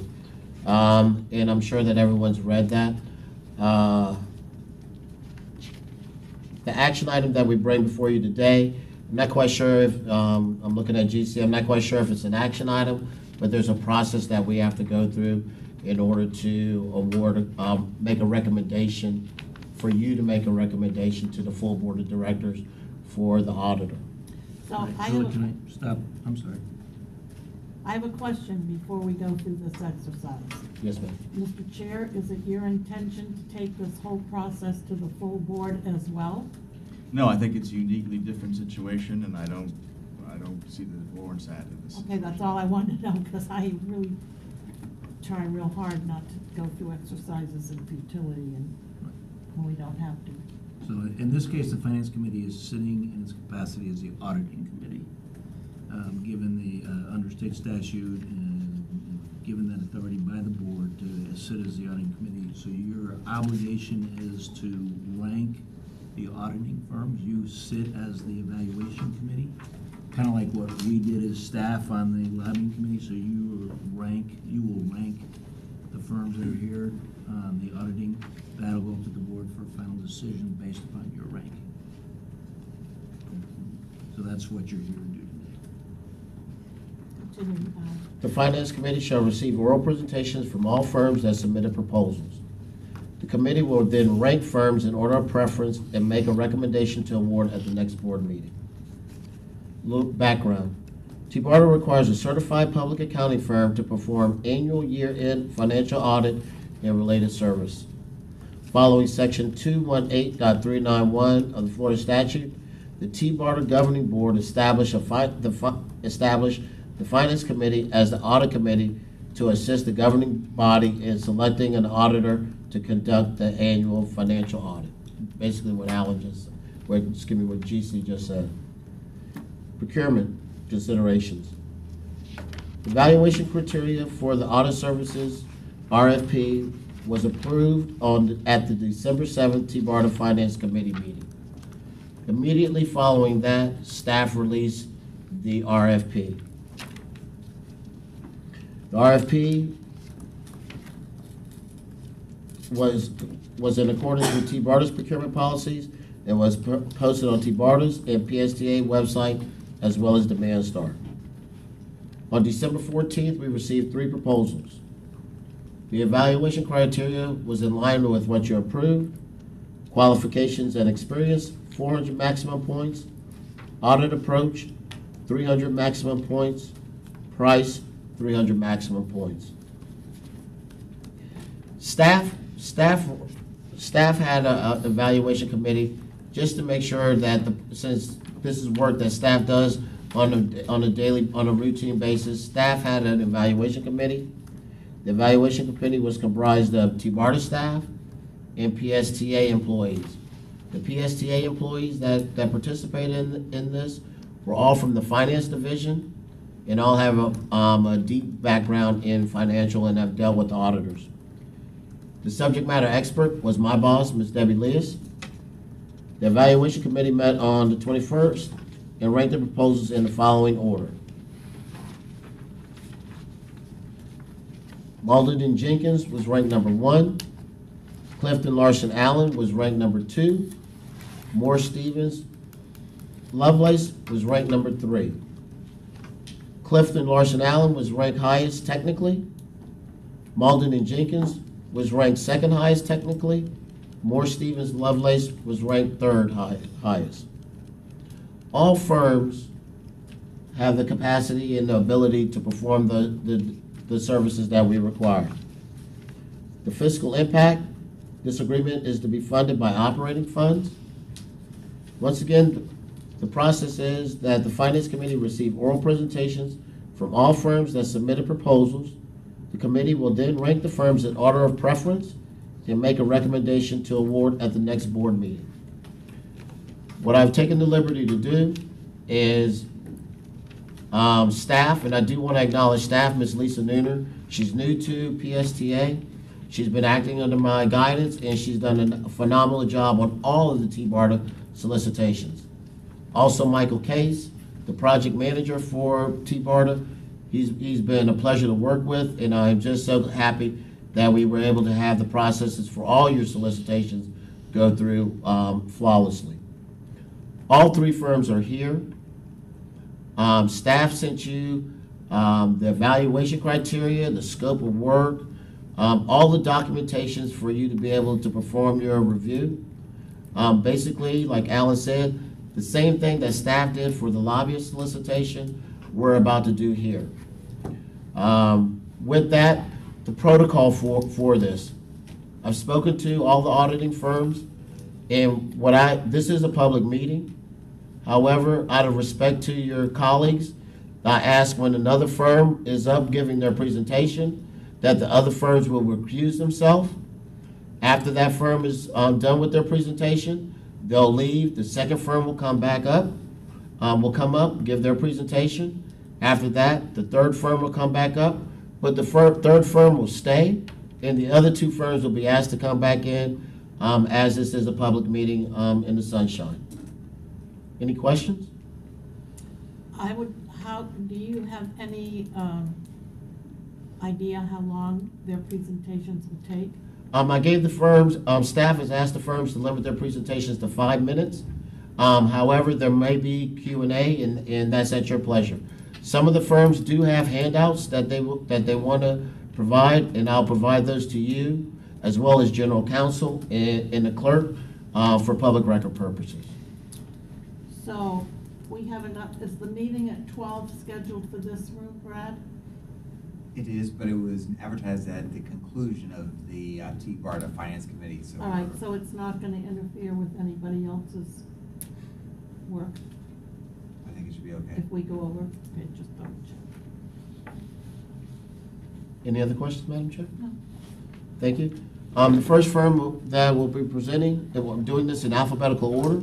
First firm will be Clifton Larson Allen. Lisa, I'll text you or I'll give you a call when we're ready for number 2 and number 3. Good morning. Good morning. Good morning. Not good afternoon yet. All right. We were close. Yes, sir. Good morning. A lot of familiar faces in this room from the work that we've already done on TBARTA, but for those that don't know me, I'm going to start with some introductions and then just make a few points.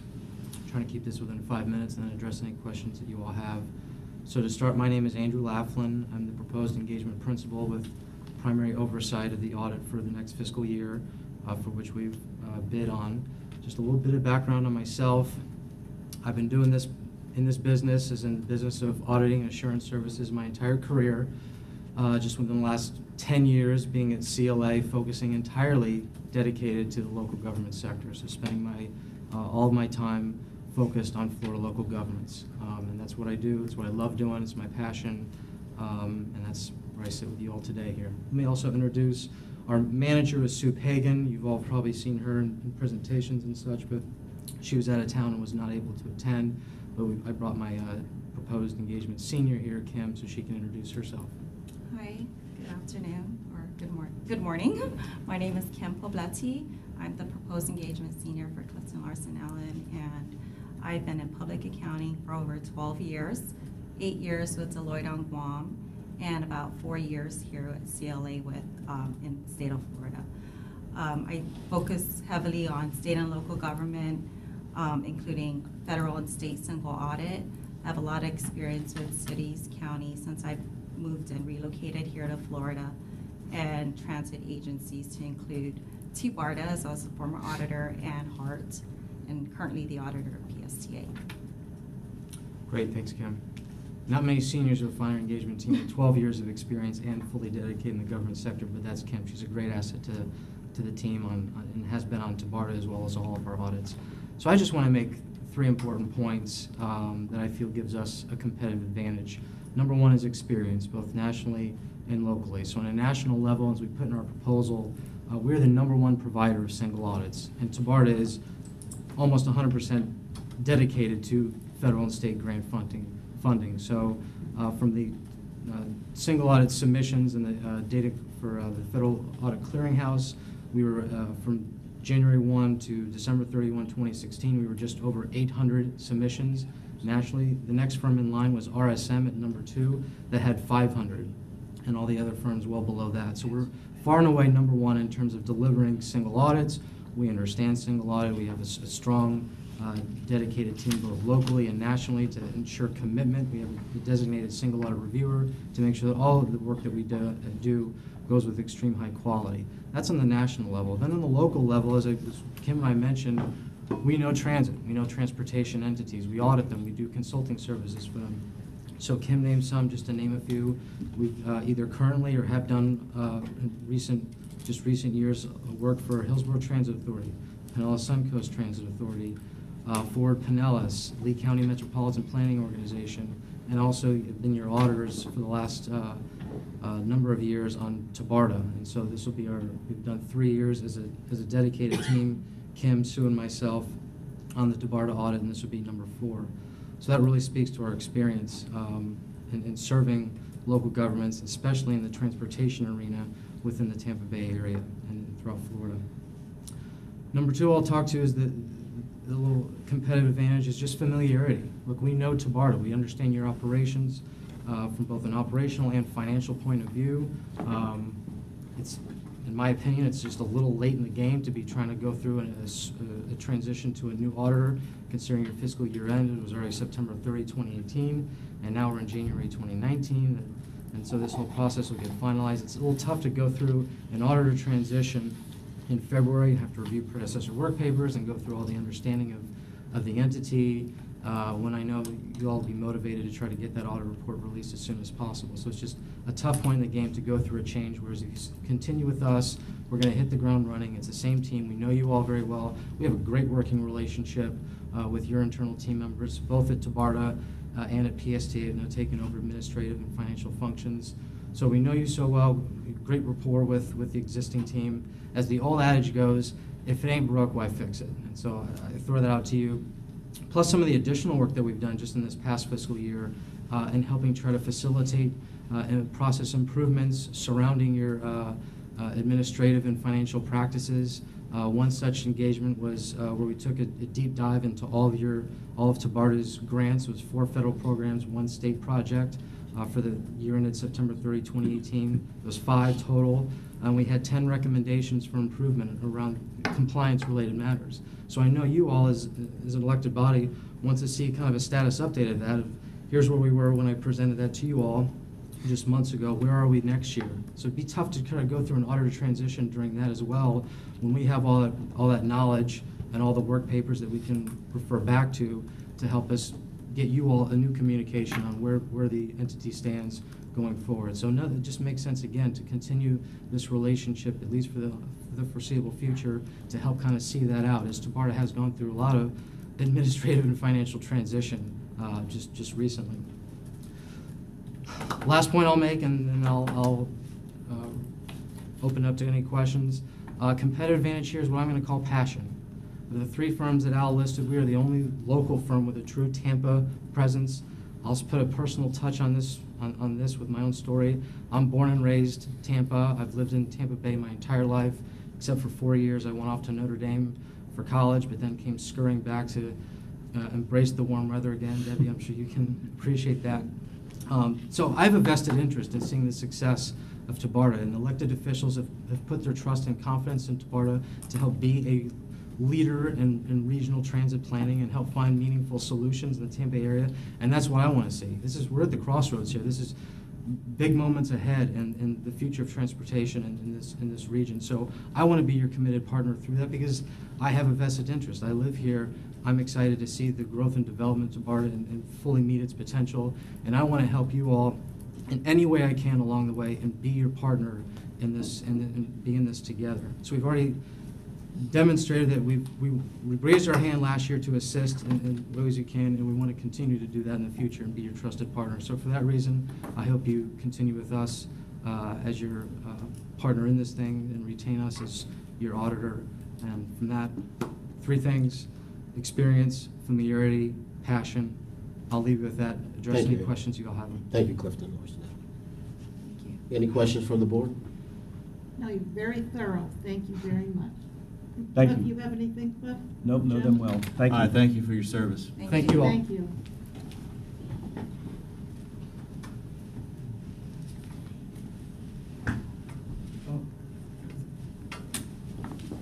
Next firm should be Malden and Jenkins. Thank you.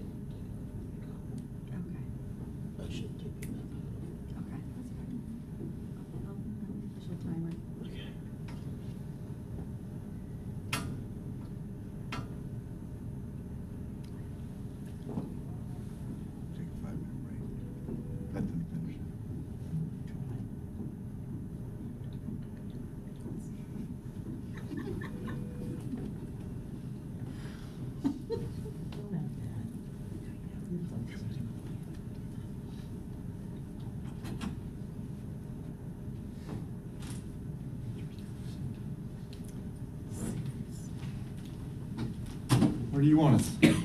Right here? All right. And good luck, guys. Thank you. If you have any handouts. You want me to pass them out, or? Yes, but I'll need one for general counsel and one for the clerk. All right, and just as a reminder, once you get started, I'm the official timer, you've got 5 minutes. So we have when I'll be indeed 5 starting minutes, with okay. 2, 1. Thank you.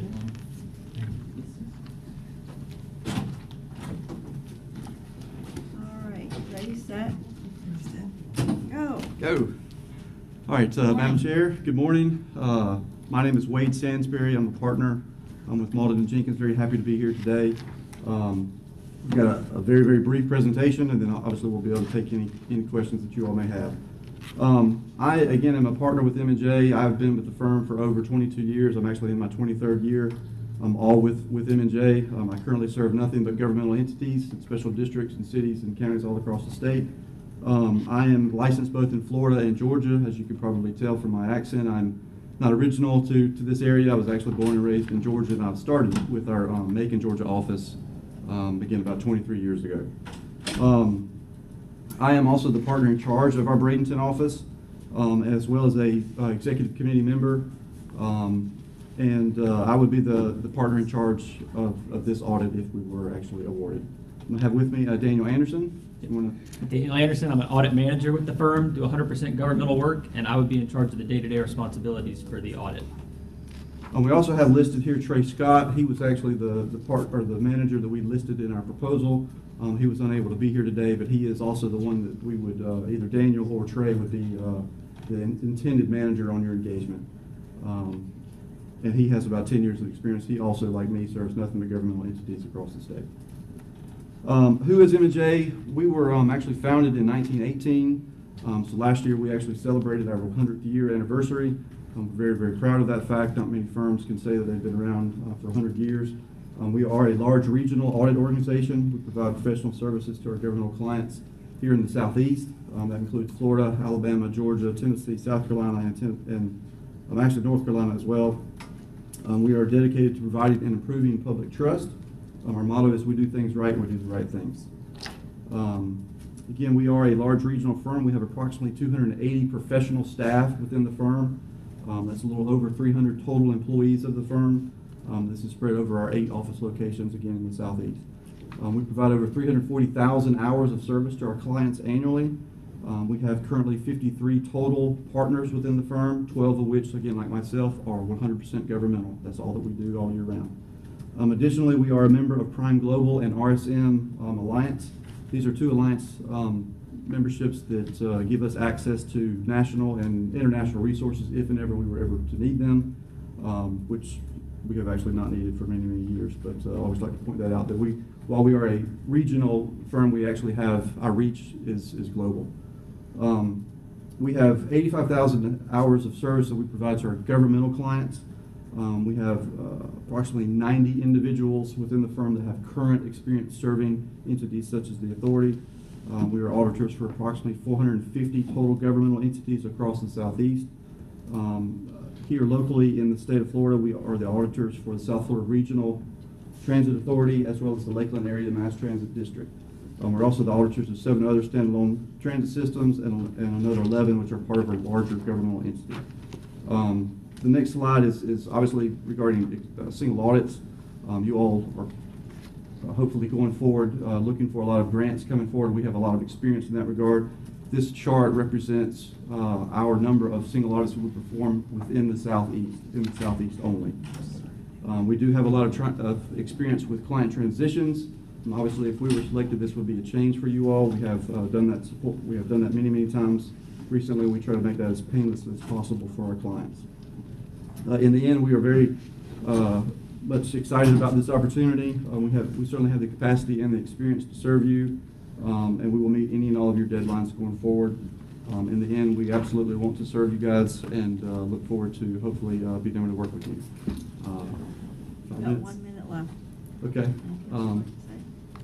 Maybe I went a little too fast with that, but any questions? Seconds in that experience with client transition, you said it'd be painless. How does that work? Yes. So number one, we have again tremendous amount of experience with entities such as yourself.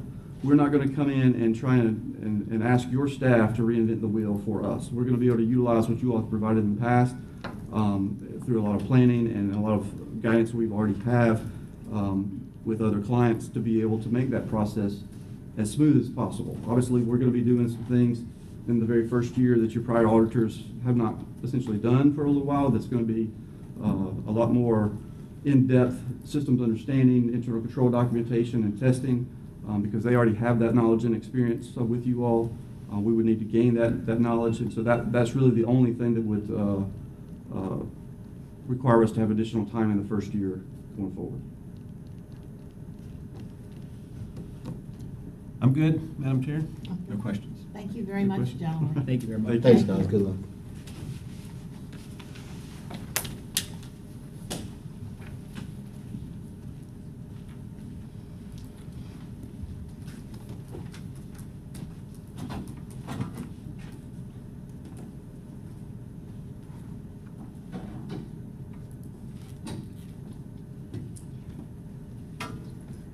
Last one, please.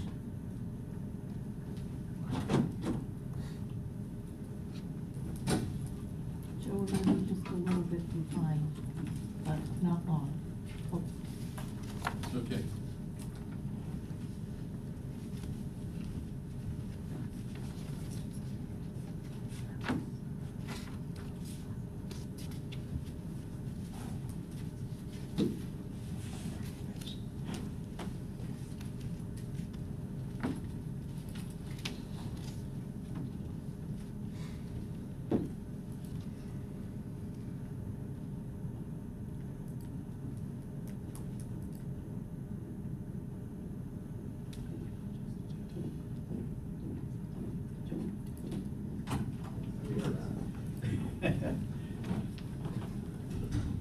I don't know, where are we doing this? Right over here. Right here? Okay. Good morning. Morning. Is it? Still. Oh, we're still there. It depends Just upon your barely. view of morning, right? Just barely. And as a reminder, you have 5 minutes. 5 minutes. Ready, set, should I sprint race? Sprint race. Bill Glenmore, Stevens Lovelace. Certainly appreciate the opportunity to speak to you this morning with the limited time. I think I'll focus on kind of what I heard from the staff's perspective. Not really sure what the qualification measurements were or how that was judged, but I can tell you we have quite a significant government practice. We have a group of professionals that only deal in governments, more specifically in the state of Florida. So we're very familiar with the laws, regulations in the state of Florida. We do multiple governments throughout the state of Florida, so feel very qualified. We have national speakers in the government sector that speak on government accounting and reporting issues as well as government audit issues. To that point, one of the things that I kind of heard earlier, and the important thing to understand about the audit relationship with the board is that the relationship between the auditor and the board is to the board. We work for the board. In essence, we're auditing staff. So our job is to kind of weigh this, you want to have a working relationship with staff, one that does the right thing, but understand our responsibility, as I kind of heard in some of the discussions earlier, is to the board and ultimately to the citizens of the community that are represented by that board. So that's our focus when we come and do the audit, make sure that we understand that. In reviewing your financial statements, we did see the material weakness. We noted that. Certainly would work with staff to make sure that gets corrected, because that's an important thing. That's that's the highest level of finding that you can have. We see why we would want to work with staff, delve into that, make sure that got corrected. Obviously, the significant revenue source here is the grant revenue. We've dealt with grants in the transportation area with our various clients. We're very familiar with those. Have audited all kinds of grants. It appears you did not have a single audit, so you didn't meet the appropriate threshold, which is $750,000. And so we would be alert to that, but obviously that being the significant revenue, we would be concerned that you kind of are following all the rules as it relates to the grant programs. And with that, I'll just open it up for questions. Any questions? Good, Madam Chair. No questions. Thank you very much. Thank you very much. Thank you. Thank you. You're welcome.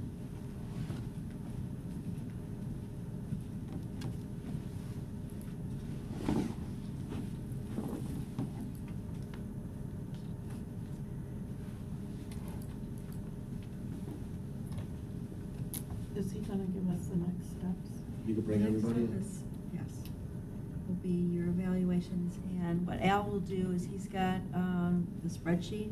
He'll put all your points in, and we'll see who comes up as number one.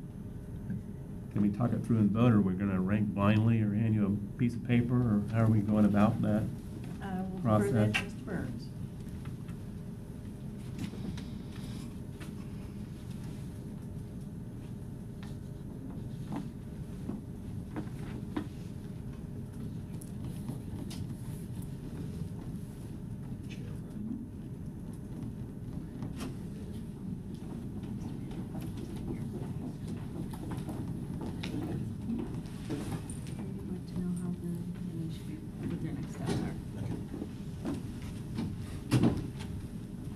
Madam Chair, the process that I recommend that we use is that what I've done is I have a legend, and one is you, number 2 is Representative Mr. Holton, and number 3 is Representative Emmanuel.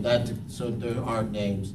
What I'm going to ask you for are your scores in the respective category. And let me open this up so you can see exactly what I'm saying.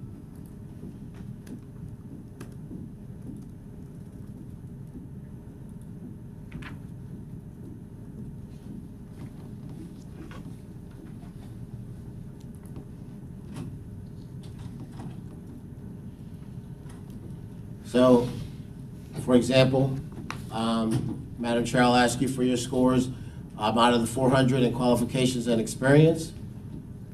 The 300 out of 300 for audit approach.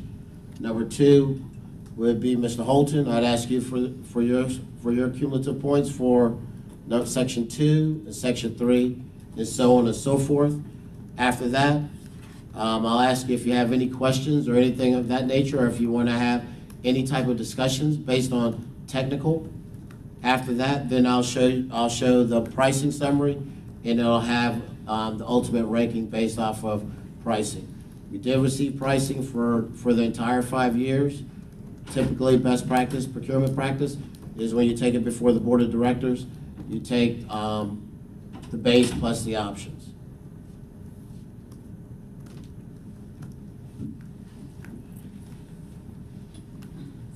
With that said, Madam Chair, if it's okay, I'll start with you.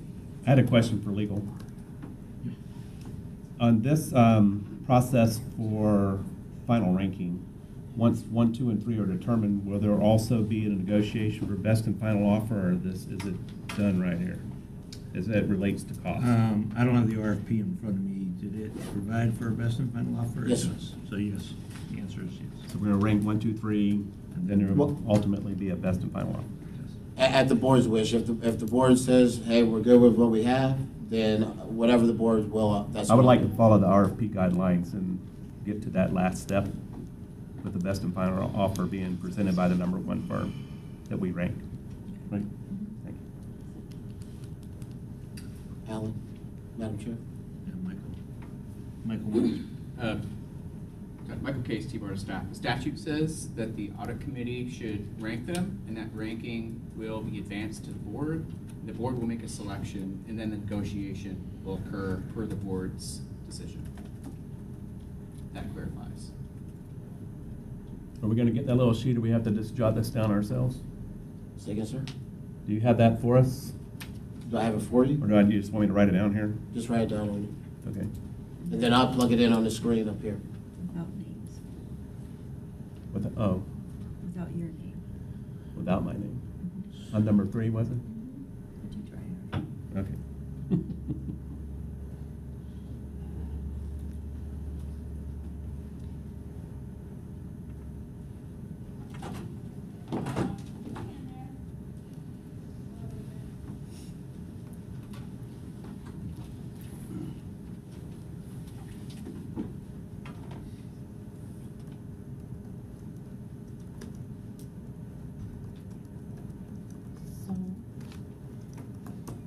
So, Madam Chair, if it's okay?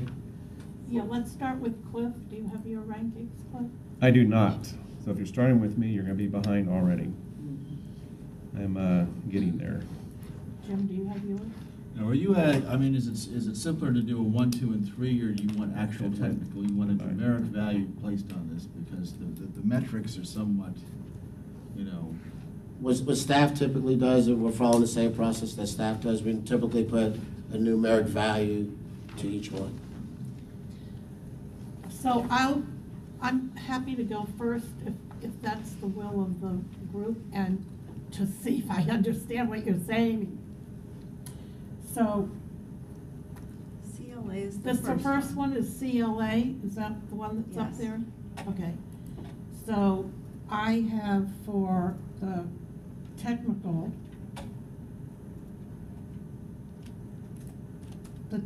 score is 690.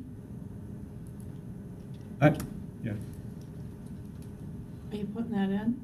Well, Well, it's out of a maximum. Qualifications and experience is the first area that you will be ranking on for technical, and then that's a maximum of 400, and audit approach is a maximum of 300. Well, according to this, it says the technical score has a maximum score of 700 points. Correct, in total. And the price score has a maximum score of 300 points. Right, I think what's a little confusing is we've divided out the technical into two pieces. Well, I don't, come on, can we just follow what Yeah, we sure. have here? That's fine, that's fine. We don't. That's Yes, fine. ma'am. We don't. No. Thank you, thank you. Okay, so. Sure. So we're going to total now? Yeah. So, okay, so technical for Clifton, Larson, Allen was 690, and technical for Malden and Jenkins was 673, and Moore, Stevens, Lovelace was 650. Okay? Chair Holton? Yes, for Malden and Jenkins, I had a technical of 675, for Clifton Larston 695, and for Moore Stevens 660. And Moore Stevens 660? Yes, sir.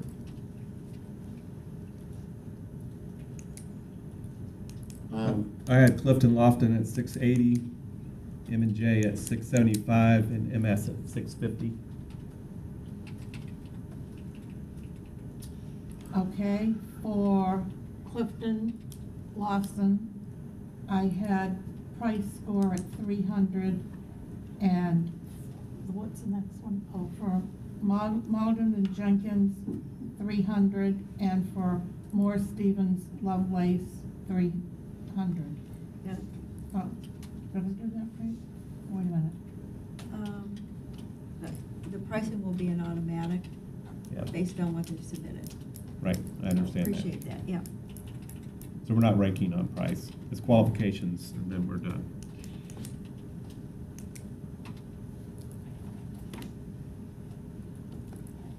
So the pricing that was submitted from the firms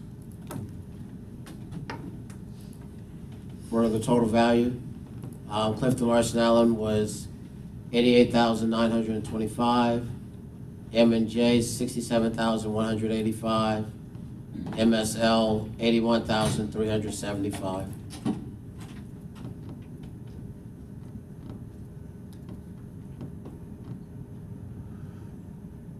This is the ranking. M&J number 1, Clifton Larson Allen number 2, MSL number 3.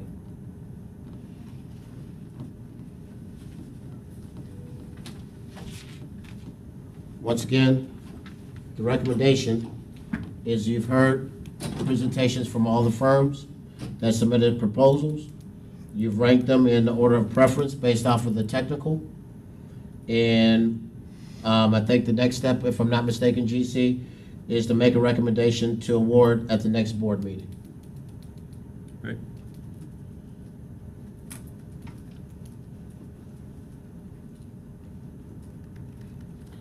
Do we want to talk about this at all, considering that these numbers are somewhat subjective? At your pleasure, ma'am. Do you have any comments? Well, I will provide a comment from my perspective in this process. To me, if I were asked, I would have weighted the qualifications much higher than the pricing because of the technical difficulties that we're fixing to experience in a very unique year. And by far, I feel qualifications should outweigh the pricing structure. I've also had the experience of those firms that understand the issues that we're involved in more directly have a tendency to price them correctly. So the pricing structure is bothersome to me in this RFQ process. And I'd almost like to see our committee recommend to the board the qualifications of the firms as we see them and let the pricing structure sort of fall into that best and final offer criteria based on the board's input. Jim? Yeah, I concur with that. I think they're all within the same range there, that's not a really usually relevant consideration, the pricing, so I would concur with this. I couldn't agree with you more. And, you know, I've had a lot of experience with this kind of, what do you call it? Scoring. And everybody comes to it from a different perspective. It's very subjective. And I have deep, deep concerns, given how involved I've been in the finance issues for TBARTA, about switching gears at this point. And the reason for that is, oh my goodness, you all know how hard it's been to dig this agency out of the ditch from where we started a year ago to where we are today. And all of the work that Debbie and PSTA has done and our auditor to get us to this point is extraordinary. And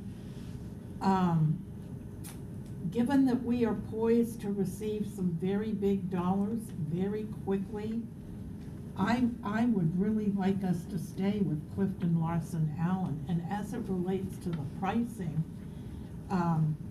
you get what you pay for, and cheaper is not always the best way to go when you're talking about this kind of a thing. I think expertise and qualifications and knowledge just of our history of where we've been and where we are today is the most important thing to me in this process right now in this moment. And further to echo that thought process, the only thing we heard today was qualifications. I have no idea how these numbers came together or even what was the basis behind them. Nor do I. From But we're not in a position to From really. the committee's perspective, can we recommend to the board our ranking criteria based on qualifications? Can I? Hold on. Go ahead, Al, you can go first. One thing that, Madam Chair, that I want to make sure, and other committee members, I want to make sure that you understand. Because that's the ranking, that does not mean that's the order that you have to pick. I get that. Okay. That's why I made the comments that I made. Yes, ma'am. The point that I'm trying to make here is, I totally agree with what Cliff just said. Why can't we just make a recommendation based on what we heard? We're gonna hear the same thing at the board meeting, really. I'll defer to council. Well, let me, I just have two comments. One, the 70-30 split was something that the committee approved, and it was in the RFP. So we can't deviate from that. That's, the only way we can deviate from that is to throw out this RFP and do it all over again. Well, wait a minute, are you saying that based on these numbers, we as a board have to go with the number one? No, but what I'm hearing you say is, as you guys talk about it, which you're certainly entitled to do, these are just initial numbers, is that really that what I hear you saying is that for CLA, you really think that the qualification number, the first number, should be higher, and maybe for the others, the number should be lower, because you really, based upon what you're saying is, the numbers are not reflecting what you're saying. That's right. In terms of that first level. So you can convince each other that the numbers across the top should be changed, and that's gonna end up changing the ranking anyway. Do you understand what I mean? I totally understand, and what I well, said, just to make the record clear, I understand that that's how the RFP went out, and I'm not trying to change it. I said personally, I wish I had weighed in with the structure being a little higher in qualifications and less in money. I know that's not how it went out. But right now, we're just trying to get our 1, 2, and 3 in order and make a recommendation to the board, and I would prefer my 1, 2, and 3 to be based on the qualifications of the firms, the way I rank them. And that's what I'm hearing. So What I hear is you're all saying that those qualification numbers at the top may not really reflect the ranking. You can change your number, Cliff. If you change your number, it'll change to be what you want it to be. I understand that thought process, and I went through it awful quick based on a 5-minute presentation and my review of the qualifications that were submitted. I feel very strongly that we should not place ourselves in transition with a new firm, and I also believe the qualifications of Clifton Lawson outweigh, in my mind, the points associated with price. So if I felt very good about my vote I would rank Clifton number 1. Me too. I'm going to concur with that, and unfortunately, though, mathematics is mathematics, and we don't want to get into a situation where we have a pre-established procurement and then deviate from that because of, playing around with math numbers. So I would ask council, does he see a need to redo this RFP, or is there something, or is this? I don't think you need to redo the RFP. What I think, again, these are just preliminary numbers. Yeah, so we can rank and recommend to the board. You can look at this and say, you know what, those numbers are not really reflecting now that we've talked about it, because they were done without a discussion. Say these don't really reflect our feeling on the qualifications. That Clifton Larson is much further ahead of the other two in terms of qualifications, and that when we look at this, okay, we realize the ranking is really, as on the spreadsheet, does not reflect our ranking. Our ranking is Clifton Larson 1, maybe M and I 2, if that's what your number 2 is. And I'll make a motion for the committee, and this is taken into consideration exactly what I see in front of me. I see the points for the price, I see the points for the qualification, I see the staff recommendation, I see their points, I understand the numbers, I'm completely in the light. There's nothing dark about this to me, and nothing would change my mind on my motion. My motion is that the ranking order should be Clifton Larson, Maldwin and Jenkins, Moore Steffens, in that order. I'll second that motion. All in favor? Aye. Any opposed? Any opposed? There's only 3 of us. Oh, that's right, there were 3. Hello, Just want to make sure you're awake. I'm awake. This stuff is important. I forgot there was nobody on the phone. Madam Chair, thank you for your time. Committee members, thank you for your time this morning. So, is there any new business for the good of the order? There is one other thing that none of the 3 responders provided a certificate of no conflict that's required. It's not substantive. They can provide it afterwards, so we will be asking Clifton Larson to provide that. Go forward and do your thing. But I just wanted the board to be And, and as it was outlined, our recommendation goes to the board, and the board makes this final decision. Yes. So the committee's report is So going to we're go to the done. board, and then the board. Yeah. And without further ado, if there's no other business, we are adjourned. Thank you. Thank you very much. Thank you for your time, sir. Excellent job. Information was awesome. Great job. Thank you. If you have any trouble, I Madam know, Chair, I thank you know for your where time mine this is. morning. Thank you so much.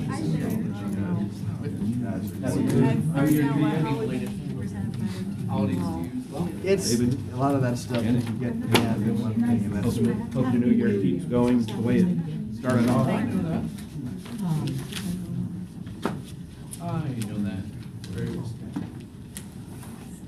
Thanks, guys. All right. Yes. That's my Thank you for your support, Al. time. Hey, David. Yeah, Chair, I would have to go. you want to start in like 5 minutes? 5 5 minutes.